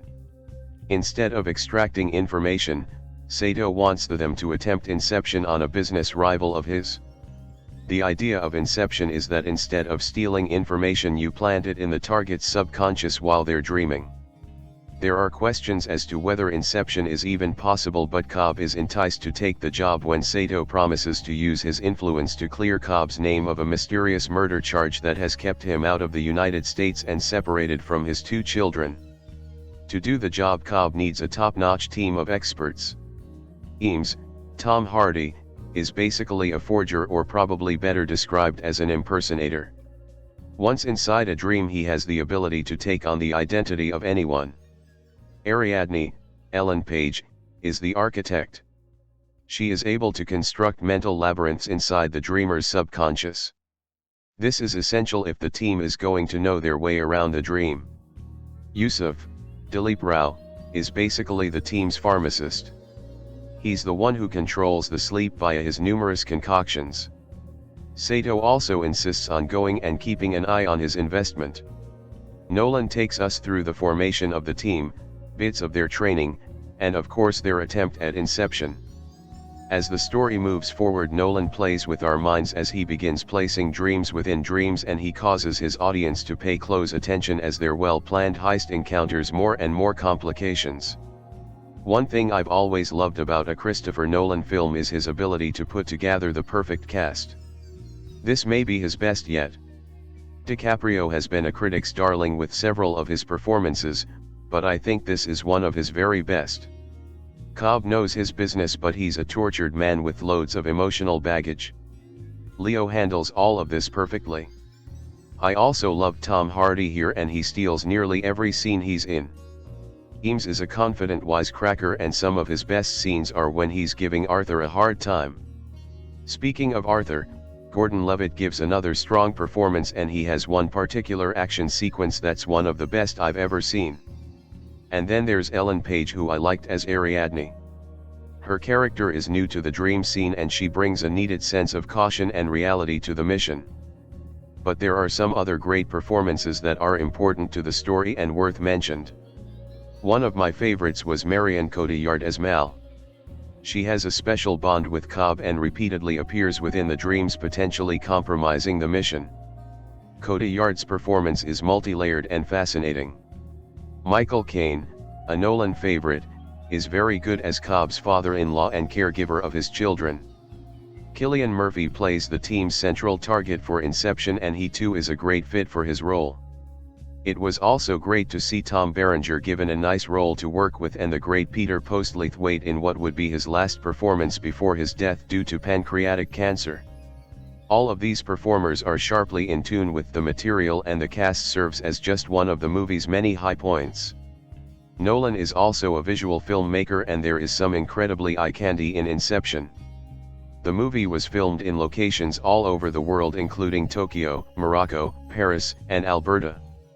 Each of these places have their own separate and distinct look and feel to them within the movie, whether they take place in reality or in a dream. This was an intentional move by Nolan, who wanted to place his film in the contemporary world while also playing with our perceptions of what is real and what's not. And of course, since we're talking about dreams, Nolan has a spectacular and diverse visual sandbox to play in. He wows us with several amazing special effects sequences that include rotating hotel rooms, trains barreling down big city boulevards, and a shootout at a fortified Arctic base. Inception hits you with one spectacular set piece after another, and all of this gels nicely with the movie's deep and layered story. Inception isn't a movie with a straightforward by-the-books narrative. It's a film that requires you to pay attention, and I like that. I've talked with people who didn't care for the movie because of its complexities, and I can't help but be puzzled. So many movies are simple and formulaic genre films that never challenge their audiences in any way. For me, it's refreshing to have something completely original and fresh, and I appreciate how the film doesn't dumb things down for the audience. I'm also amazed at just how well this complex story unwraps. Nolan constantly throws new kinks into his story to the point where I questioned whether he could bring it all together. But like a skilled and crafty pro, he pulls everything in during the last 20 minutes, right up to the beautiful final shot. And that final scene, well, it gets a little misty for me every single time. For me, everything in Inception works. The special effects, the action sequences, Nolan's phenomenal script, the incredible cast, Hans Zimmer's pulse-pounding score. This is why I go to the movies. There's nothing conventional about Inception, and there's no way to watch it and not appreciate its craftsmanship. That said, be prepared to think. The story is a bit of a challenge, but that's just another joy I get from watching it. I understand it may not be everyone's cup of tea, but it gives me everything I want in a motion picture experience. For me this is a modern cinematic masterpiece. I must be dreaming, because I think I've just seen the best film of the year, and we're only halfway through the year. I must be dreaming, because Inception was way too good. I must be dreaming, because I loved Inception even though I probably only understood about 90% of the film, if that. However, I'm not dreaming, and I'm glad I'm not dreaming. Inception is an amazing, imaginative, innovative, clever, exhilarating, and, there are way too many positive adjectives to describe the film, badass film. I think Christopher Nolan has finally created, his magnum opus, an amazing feat, considering how early Nolan really is in his directorial career. In Inception, director Christopher Nolan takes us into a world where entering people's dreams is a reality. In this world, there are people called extractors whom are able to enter people's dreams and steal any type of information from practically anyone. Leonardo DiCaprio's character, Dom Cobb, is the most skilled extractor, and he has a very important job to do, a job that the basic plot revolves around. Dom Cobb is hired by a very powerful Japanese businessman, Sato Ken Watanabe, to do the impossible, implant a brand new idea into another person's mind. This task is called Inception. The target is another businessman, a rival of Sato's, named Robert Fisher, Jr. Cillian Murphy. The task of Inception requires in-depth planning, and requires experts in a variety of fields. Thus Cobb must assemble a team of top-notch professionals in those certain important fields. The remarkable Joseph Gordon-Levitt portrays Arthur, Cobb's right-hand man, and has the important task of researching and learning about his targets.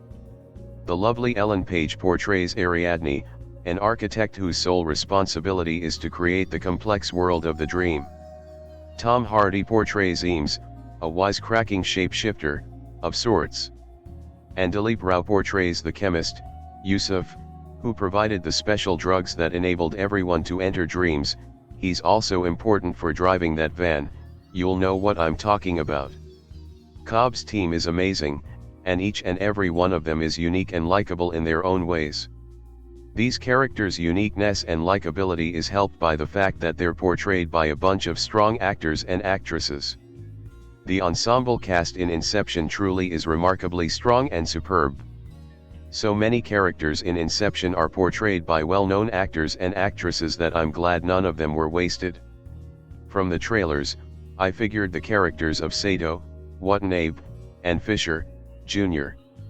Murphy, would have minimal screen time, because I figured their characters, the former the client, the latter the target, just wouldn't be focused on as much. However, I'm glad I was wrong. Watanabe's character stuck around for the entire film, and is actually important, though you won't know it till the end of the film. And Murphy's character was also featured a lot and important to the overall movement of the plan. Gordon-Levitt's Arthur is very charming and goofy, and the funny scenes that were actually included in Inception were all funny because he was in it. I loved Ellen Page's character. Christopher Nolan was actually very smart for putting a character like Ariadne in the film.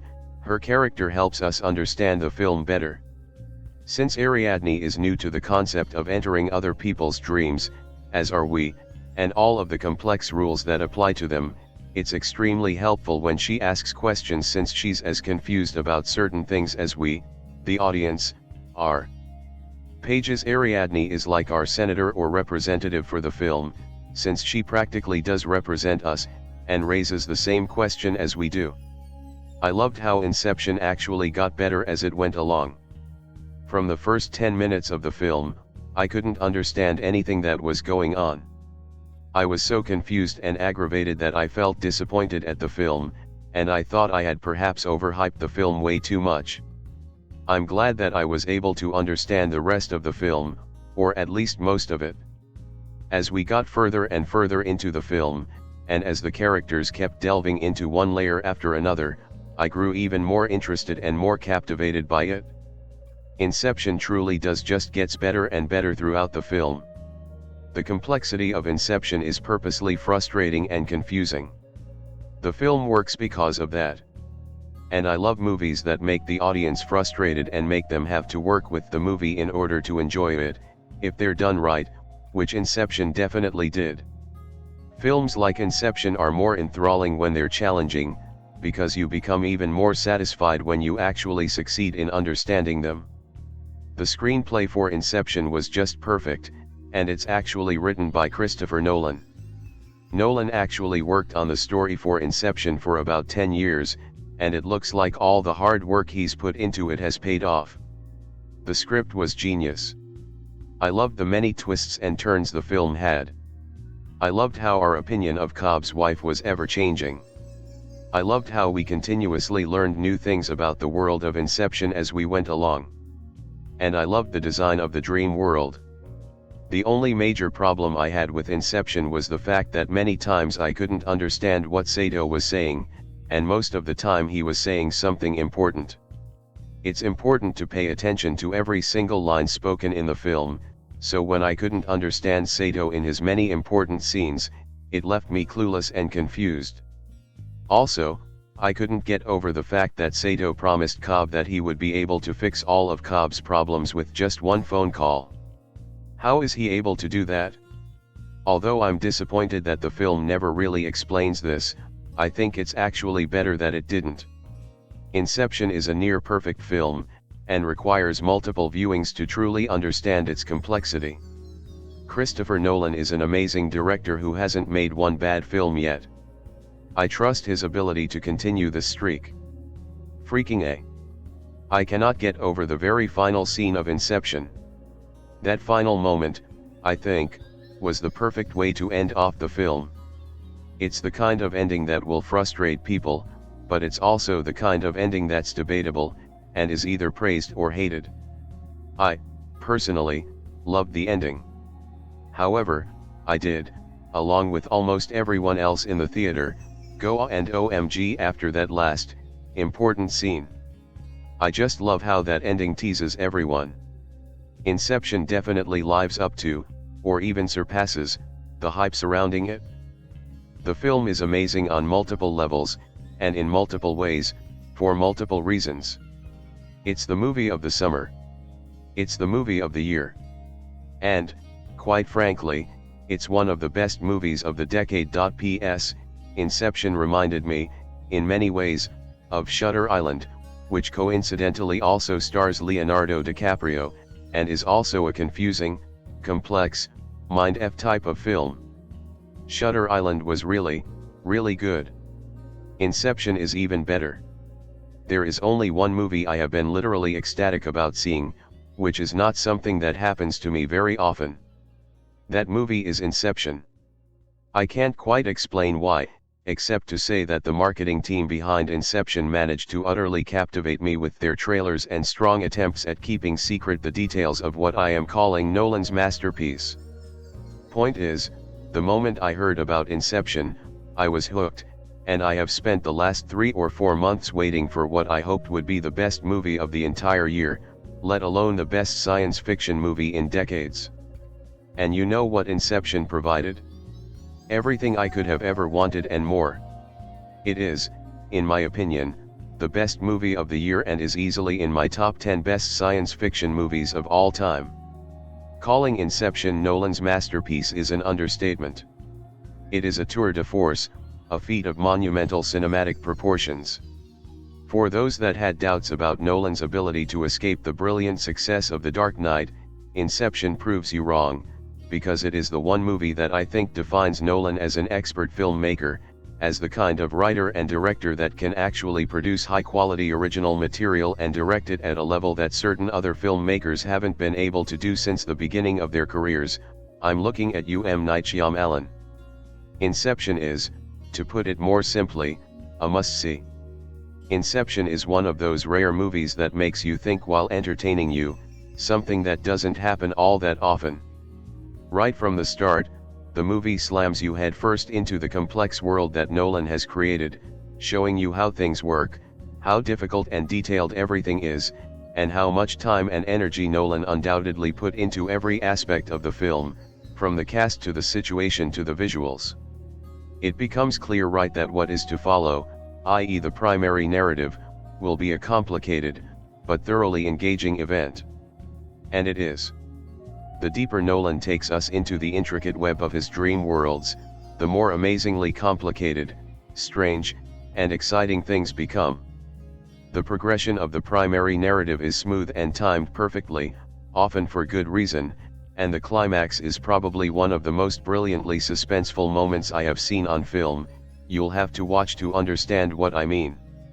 Characters die, even important ones, and the more complex the climax becomes, building up like a spiderweb or layering like a quantum pie, the more obvious the danger that everyone is in becomes. One wrong movie and everything will come crumbling down. The narrative, thankfully, is well supported by two things: a fantastic cast and amazing visuals. The latter of these demonstrates precisely why only certain directors should use CG, because Nolan clearly understands where using CG is best placed and where using physical mediums is superior.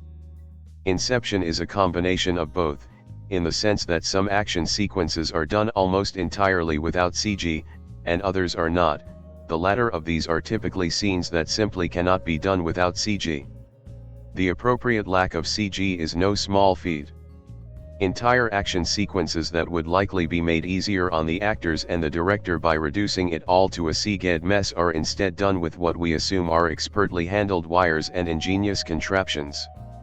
An example of this is actually in the trailers, where we see Joseph Gordon-Levitt flying down or climbing up the walls of a hotel hallway. The entire sequence is brilliant, but even that snippet shows you just how important realism is to Nolan. He wants his vision to encapsulate the wonder of the dream, while also invoking believability. Without that, the entire film would crash to the ground, because once the audience no longer suspends its disbelief, there is nothing left to tell or do but draw one's own inadequacies. From an acting standpoint, the film is well cast. DiCaprio's Cobb slight dislike for science fiction doesn't show, as he delivers a believable character with a troubled past and an emotional mission. Gordon-Levitt, Arthur, surprisingly, not only demonstrates his often ignored ability to do something other than teen comedy, but shows viewers, I think, that he is capable of pulling off action heroes. There was never a moment when I questioned whether Arthur was the right fit for Gordon-Levitt. He just seemed to fit. Ken Watanabe, Sato, who I greatly admire, starts off somewhat slow, but quickly becomes a fascinating secondary character, while Cillian Murphy, Robert Fisher, Jr., delivers a stunning performance, despite having very little in terms of screen time. Ellen Page, Ariadne, helps round out the largely male cast with a strong, though not necessarily her best, performance, evoking a sense of maturity beyond her years. She's not the only female character though, but I'm not going to say anything else about that.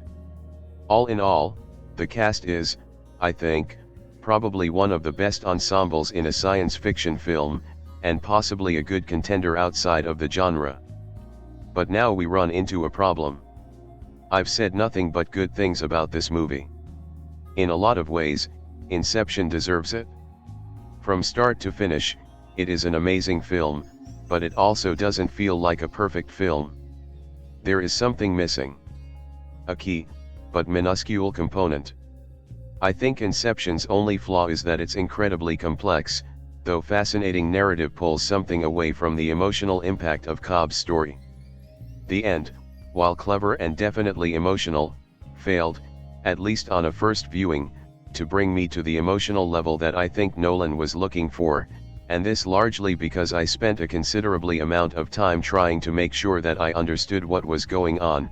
That's not to say that I didn't have an emotional reaction, just that I wasn't brought to that happy tears or sad tears place that emotionally powerful movies often bring me to. But this might also be Inception's strength, because few movies are built in such a way that makes the act of seeing it again in theaters potentially rewarding. Now that I know how everything works, I feel as though it would be beneficial to head back into Nolan's vision and allow Cobb's story to consume me. I intend to do just that this week, and I'll be back with an addendum to this review. For now, you have my first round thoughts to roll around in your head. Inception. 5 years after seeing the 2010 Nolan mega hit in theaters, I still ask myself whether or not the top stopped spinning. For a long time, I couldn't accept the fact that one of the most ingeniously crafted movies of all time would end so ambiguously. There had to be something else there, some other hint to what is really going on at the end. After some time, however, I grew complacent and rested on logic. Having seen the movie dozens of times, I saw little that pointed towards Cobb, Leonardo DiCaprio, still being in a dream at the end. Moreover, the top is clearly wobbling, and, generally, tops, like dreams, do not regain stability after they start to collapse. And, for the past couple years, that is how I have watched Inception, under the assumption that that damn top does fall down and it is reality in the end. However, to say I was fully satisfied watching it this way would not be entirely truthful. It did allow me to just enjoy Inception for what it was, an incredible cinematic experience through dreams with an all-star cast, an outstanding score, and one of the coolest, most well-thought, and original plots ever. Still, basing my conclusions on the ending of such an intellectually stimulating movie on a slight wobble of a top didn't seem right. Leaving the ending up to the viewer is a neat trick for certain movies, but not for this viewer and this movie. I needed closure, and in my most recent, and possibly 50th, viewing of Inception I finally found it. So here it is, the truth behind the ending of Inception. Are you ready to have your mind blown? Do yourself a favor and blast this track from Hans Zimmer's score while you read the rest of this article. The truth is, it doesn't matter if the top is falling, spinning, or flying before the ending credits flash on the screen. I don't mean that in a philosophical it doesn't matter if it's reality or not, as long as Cobb believes it is way. I mean it in the sense that the top spinning has nothing to do with whether it is a dream or not. Essentially, Nolan threw some colossal, spinning misdirection at the audience with the top. All movie, the audience fixates on the spinning top as the indicator of whether something is a dream or not, when in reality, it is not the top at all that indicates dream versus reality, because it is not Cobb's totem, it is Mal's totem. The top being Mal's and not Cobb's is a fact that for some reason the audience seems to disregard, and one that I did for around the first 49 times seeing the movie. However, it proves to be vitally important to the plot. Arthur, Joseph Gordon-Levitt, tells Ariadne, Ellen Page, that he can't let her touch his totem because that would defeat the purpose. In essence, his totem only works for him and would be ineffective at distinguishing between dream and reality for anyone else. Thus, Mal's spinning top for Cobb is just that, a spinning top, with no special reality distinguishing powers.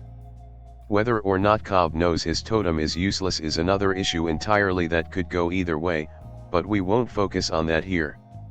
The bigger problem in realizing that the spinning top is about as useless to Leonardo DiCaprio in Inception as a floating door is to Leonardo DiCaprio in Titanic is that it leaves the viewer with no obvious way to keep track of dreams and reality.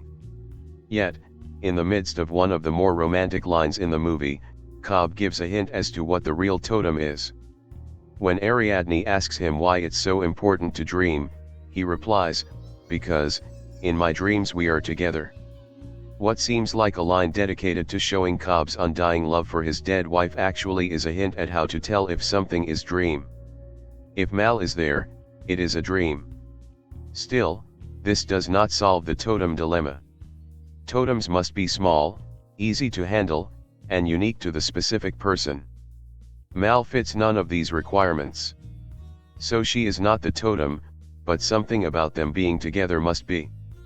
Now, what is something that is small, easy to handle, unique to a specific person, and signifying of love/togetherness? Taking all the brilliance of Nolan's previous films, the dark ominous tones from the Batman films, the psychological inventiveness of Memento, it places them in a world where dreams and reality blur. Leonardo DiCaprio's Cobb provides a believably flawed protagonist whose profession it is to extract ideas from people's dreams for undisclosed fees. All this changes when a job offer is proposed that could reunite him with his children. Only trouble is that the job focuses on inputting, via a process known as Inception, an idea into the brain of the heir of a large company. The story that unfolds focuses on the attempts of Cobb's team to carry out their mission with some very impressive special effects along the way whilst bringing a whole new meaning to the term inside job. The complex plot provides a refreshing change to the onslaught of mundane action films and blockbusters that infiltrate cinemas every summer. The slight loopholes and continuity goofs that litter the film are for once acceptable, as most of the film is set in continually changing dream worlds where nothing is static and everything is liable to modification depending on the direction of the dreamer's thoughts. While watching the film, you feel that you are in fact witnessing something truly awesome thanks to some impressive uses of the recent advancements in special effects. Described as being The Matrix meets 007 by the likes of Empire and Rolling Stone, Inception feels both groundbreaking and exhilarating. The fact that the film denies convention by choosing not to deploy a jaw-dropping twist a la Sixth Sense but still manages to provide both a thought-provoking and resilient ending only makes the term masterpiece more fitting.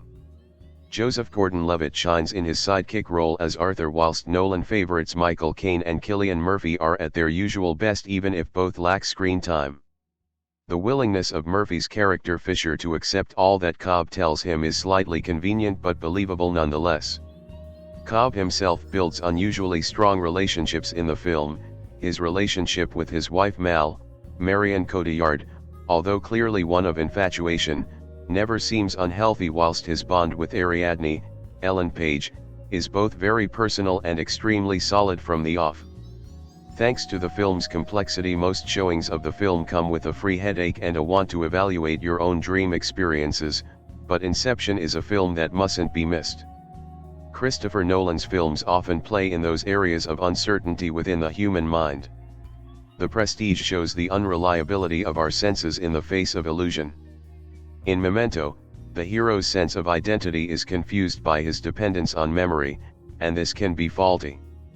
The rules of time and space are bent in Interstellar. The lucidity of the most intelligent mind can be compromised by lack of sleep, as we see in Insomnia. In the case of Inception, the difficulty is not caused by lack of sleep, but by what happens while we are sleeping. Many people have experienced moments of uncertainty where they cannot remember whether something really happened to them or whether it was a dream. Imagine how much more difficult it would be if external forces could manipulate what happens to you while you are dreaming. To describe the plot of Inception will take time, and if I attempt to describe it in detail, I will be obliged to spend 2/3 of this review on synopsis alone. Christopher Nolan worked on the script for over 10 years, and has had time to develop an elaborately constructed plot that contains a confusing number of strands. The film opens with events that turn out to be a dream, and that dream turns out to be a dream inside a dream. By the ending, the action is operating on 5 planes of reality, or perhaps we should say unreality in the case of 4 of them. One effect of this is that the story requires constant explanation by the other characters in order to allow the audience to keep up with what is happening. It has been calculated that the film contains nearly 400 questions, as if to anticipate every question that the viewer might wish to pose. I suspect that some viewers will still come away baffled, and that even people who broadly understood the story will pick up extra details when they watch it again. This is a criticism often leveled at Nolan's films, that they contain too much exposition, and everything is explained in words when it ought to be explained in images. The criticism is understandable enough. Cinema is a visual medium, and many directors have been able to pare down dialogue in favor of showing rather than telling us what is happening. Set against this, I would point out that cinema is also an audio medium, and dialogue is now important to our understanding of a film. This is no longer the age of silent film, and if a movie maker wishes to tell a story that is too complicated to be understood by images alone, then his/her only choice is to add plenty of dialogue or to dumb the film down. I say this as a man who admires directors such as Alfred Hitchcock, who was a very visual storyteller. I do not feel that there is only one way to make a good movie. This is not to entirely let Nolan off the hook. I enjoy watching Inception but do come away feeling rather battered by the experience. It is a film that achieves brilliance by persistence more than by inspiration. A good deal of intelligent thought has gone into it, even if this comes at the cost of not allowing the film to soar. There is one remarkable scene where a character is able to bend the realities of a dream, twisting streets into a square with the traffic still moving up and down the square, or upside down on its ceiling. She turns mirrors around on themselves and shatters them, showing the elusive nature of dream reality. Here at last is something memorable and arresting. Such scenes are scarce, however, and the ending of the movie involves us watching characters fighting for their lives on various levels of unreality, even though we know that they cannot actually die in a dream. There are risks, as I will presently explain, but they are not the risks that we are witnessing, and this dulls some of the suspense that should be generated by the continual action scenes in this part of the movie. However, the interest of Inception lies in its ideas more than in the misleading action scenes. Anyway, I have put off attempting to describe the plot for long enough, so here goes. The story concerns a small organization of criminals, but their crime is unique. They do not break into bank vaults, but into the mind of their victims. This is a heist job that steals from people's unconsciousness. There are a number of members of this group, but we need only concern ourselves with two: Dom Cobb, Leonardo DiCaprio, who essentially leads the group, and his partner, Arthur, Joseph Gordon-Levitt, who researches the missions. The extractors, as they are called, have the ability to create and craft dreams in the mind of another person, and to enter those dreams in order to find valuable information. This seems to be mainly corporate secrets required by another business, as far as we can see here. However, the extractors find unusual levels of resistance in the mind of a Japanese businessman called Sato, Ken Watanabe, who appears to be prepared for them. In fact, it was Sato who hired them in the first place as a test, and he is now sufficiently impressed to hire them for another job of greater complexity. This new mission involves entering the dreams of Robert Fisher, Cillian Murphy, the son of the owner of a powerful energy conglomerate, and achieving Inception. Inception is the practice of using a dream to implant a new idea in the sleeper's mind that will change their behavior when they awaken. Specifically, Sato wishes for the extractors to find a way to persuade Fisher to break up his father's powerful business now that this father has died, and Fisher is controlling it. Cobb and Arthur assemble a team of practiced and highly skilled extractors to join them on their mission. These include Ariadne, Ellen Page, a young student with a gift for designing the architecture of dreams, Eames, Tom Hardy, a forger whose talent lies in impersonating others, and Yusuf, Dilip Rao, a pharmacologist whose powerful drugs are needed to keep Fisher and the others under for long enough to complete the task. This team of experts penetrate Fisher's mind with a complex dreamscape that contains a series of dreams inside one another like a Russian doll, as they seek to bamboozle the weak businessman into changing his mind.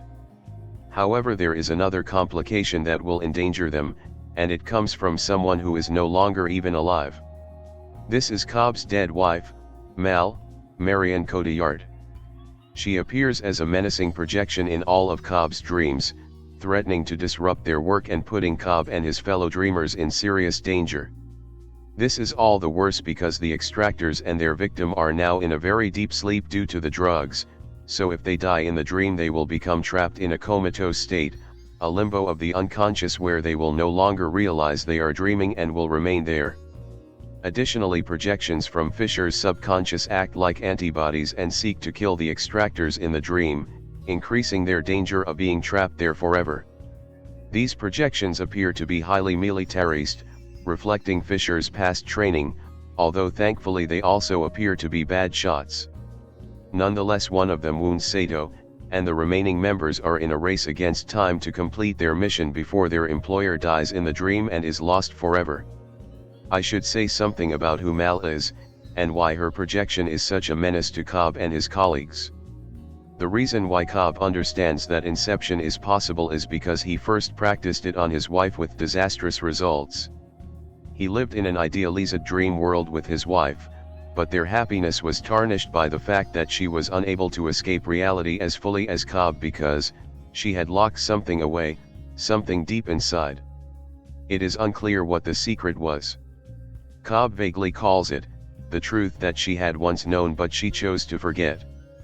Does he mean that she was guilty about living in a dream, or that her reality had another trauma in it, rape or abuse perhaps? Whatever the case, Cobb implants the idea in Mal's head that her real world is the dream, and can only be escaped by death.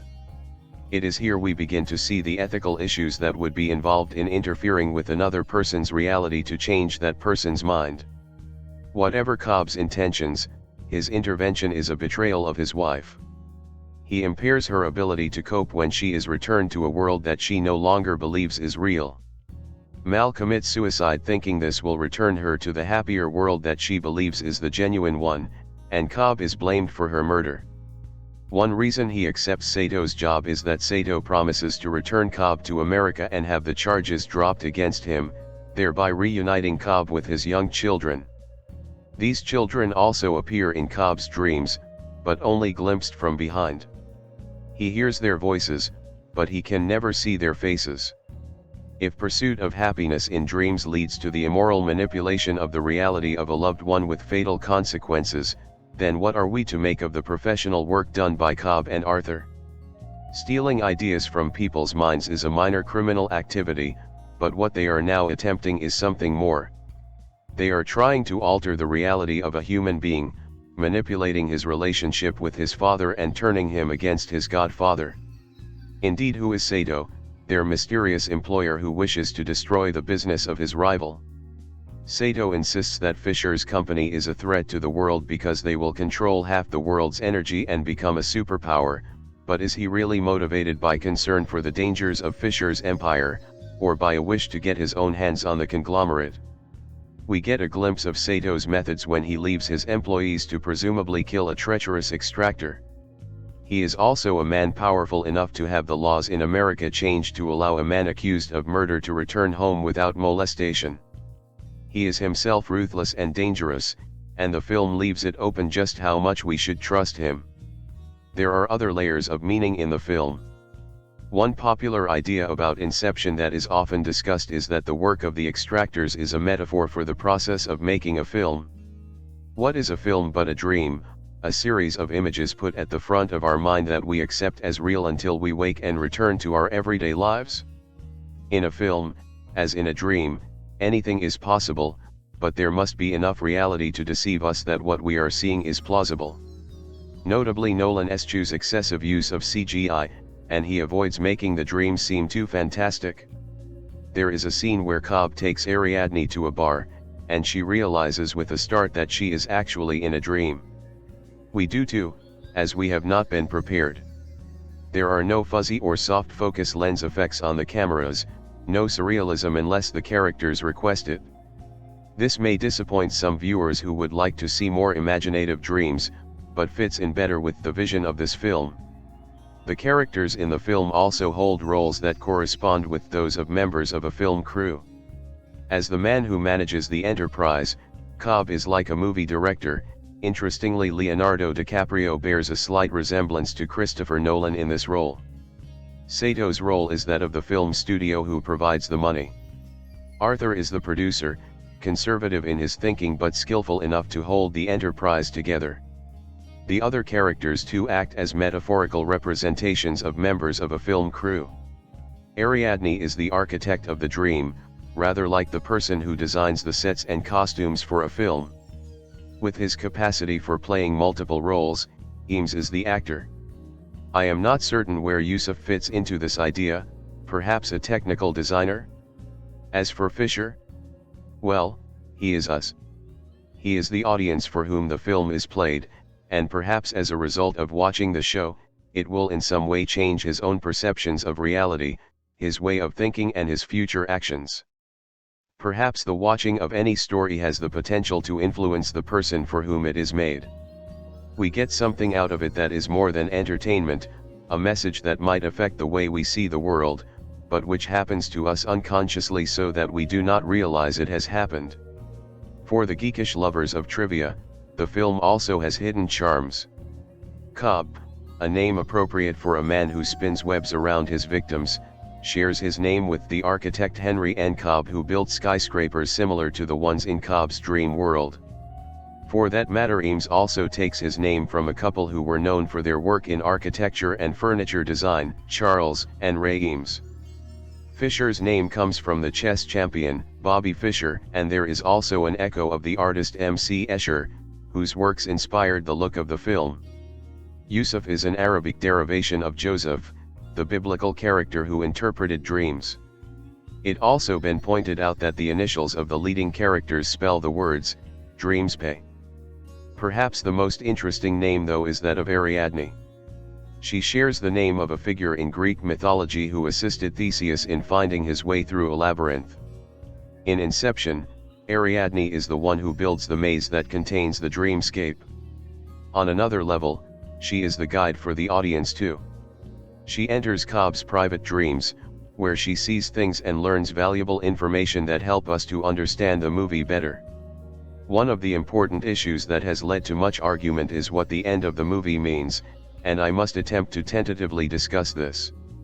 You may wish to put off reading the rest of the review until you have seen the movie. The debate centers on a spinning top.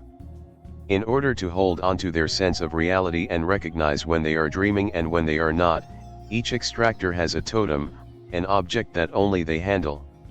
In Cobb's case, this appears to be a spinning top.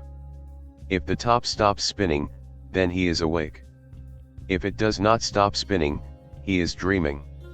At the end of the film, when he appears to have received everything that he wanted and is reunited with his children, Cobb places the top on a table and leaves it spinning. We never find out if it does stop spinning. It is the significance of this totem that has caused doubt.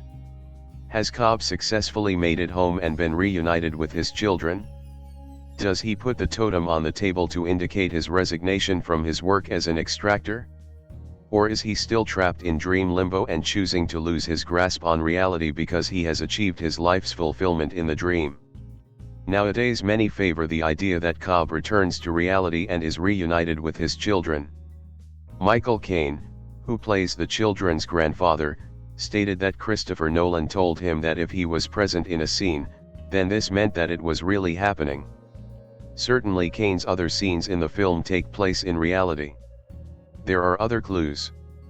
The children that finally turn their faces to Cobb for the first time are a few years older than the children that Cobb usually sees in his dreams, still trapped at the age when he last saw them. There have also been questions asked about Cobb's totem. Some people have pointed out that this was actually Mal's totem, as explained earlier in the film, and have proposed that Cobb's totem is actually his wedding ring, which he is only ever seen wearing in a dream. It is absent at the end when Cobb passes through immigration, so Cobb must be awake. None of these ideas are conclusive, but I think that artistically it makes sense to assume that Cobb does make it home at the film's end. During his final meeting with Mal's projection, Cobb tells her, "You're just a shade of my real wife. And you are the best that I could do, but I'm sorry, you're just not good enough." If Cobb rejects the chance to live in a fantasy with a memory of his wife, why would he choose to live with the unreal projections of his children? Cobb's rejection of Mal seems quite stark here. He is choosing responsibility over fantasy. Set against that, isn't the ending a little too good to be true? Doesn't everything go just a tad too smoothly for Cobb on his return to America? Why is everything soft and fuzzy? Why do the people in the airport look so blurred? Is this purely because the camera is focusing on the lead actor, or should we doubt their reality? Why do the images seem to be slowed down? The characters often talk about taking a leap of faith. Perhaps that is what Cobb is doing. In fact, we do not need to choose. Christopher Nolan said, "I've been asked the question more times than I've ever been asked any other question about any other film I've made. What's funny to me is that people really do expect me to answer it." If Nolan intended there to be one answer, he would not have left the ending ambiguous. So I think it is up to the viewer to decide which ending is the right one, or perhaps to simply enjoy not knowing. Perhaps all that matters is that Cobb has chosen a plane, real or not, in which he has found happiness. One thing I often regret about the cinema is how over the decades the divide between popular and arthouse movies has widened. Often we either choose a vacuous movie designed to bring in cinemagoers to eat popcorn, or we are watching, or more usually not watching, a film that is arty, but devoid of entertainment value. What happened to the films that were truly democratic? The ones that contained material that could be enjoyed as both art and fun? Films such as Inception give me hope. I am not always certain in my mind how well it manages to meld intelligent movie making with populist appeal, but audiences seem to think otherwise, and Inception is currently one of the top 50 grossing films. It shows that there is still an audience out there for people who want films that can simultaneously thrill the senses and stimulate the mind. This film, directed by Christopher Nolan, written by Christopher Nolan, produced by Emma Thomas, starring Leonardo DiCaprio, Ken Watanabe, cinematography Wally Pfister, edited by Lee Smith, music by Hans Zimmer, production companies Legendary Pictures, distributed by Warner Brothers Pictures, release dates July 8, 2010 D Kingdom, running time 148 minutes, countries United Kingdom, language English, budget $160 million, box office $839 million.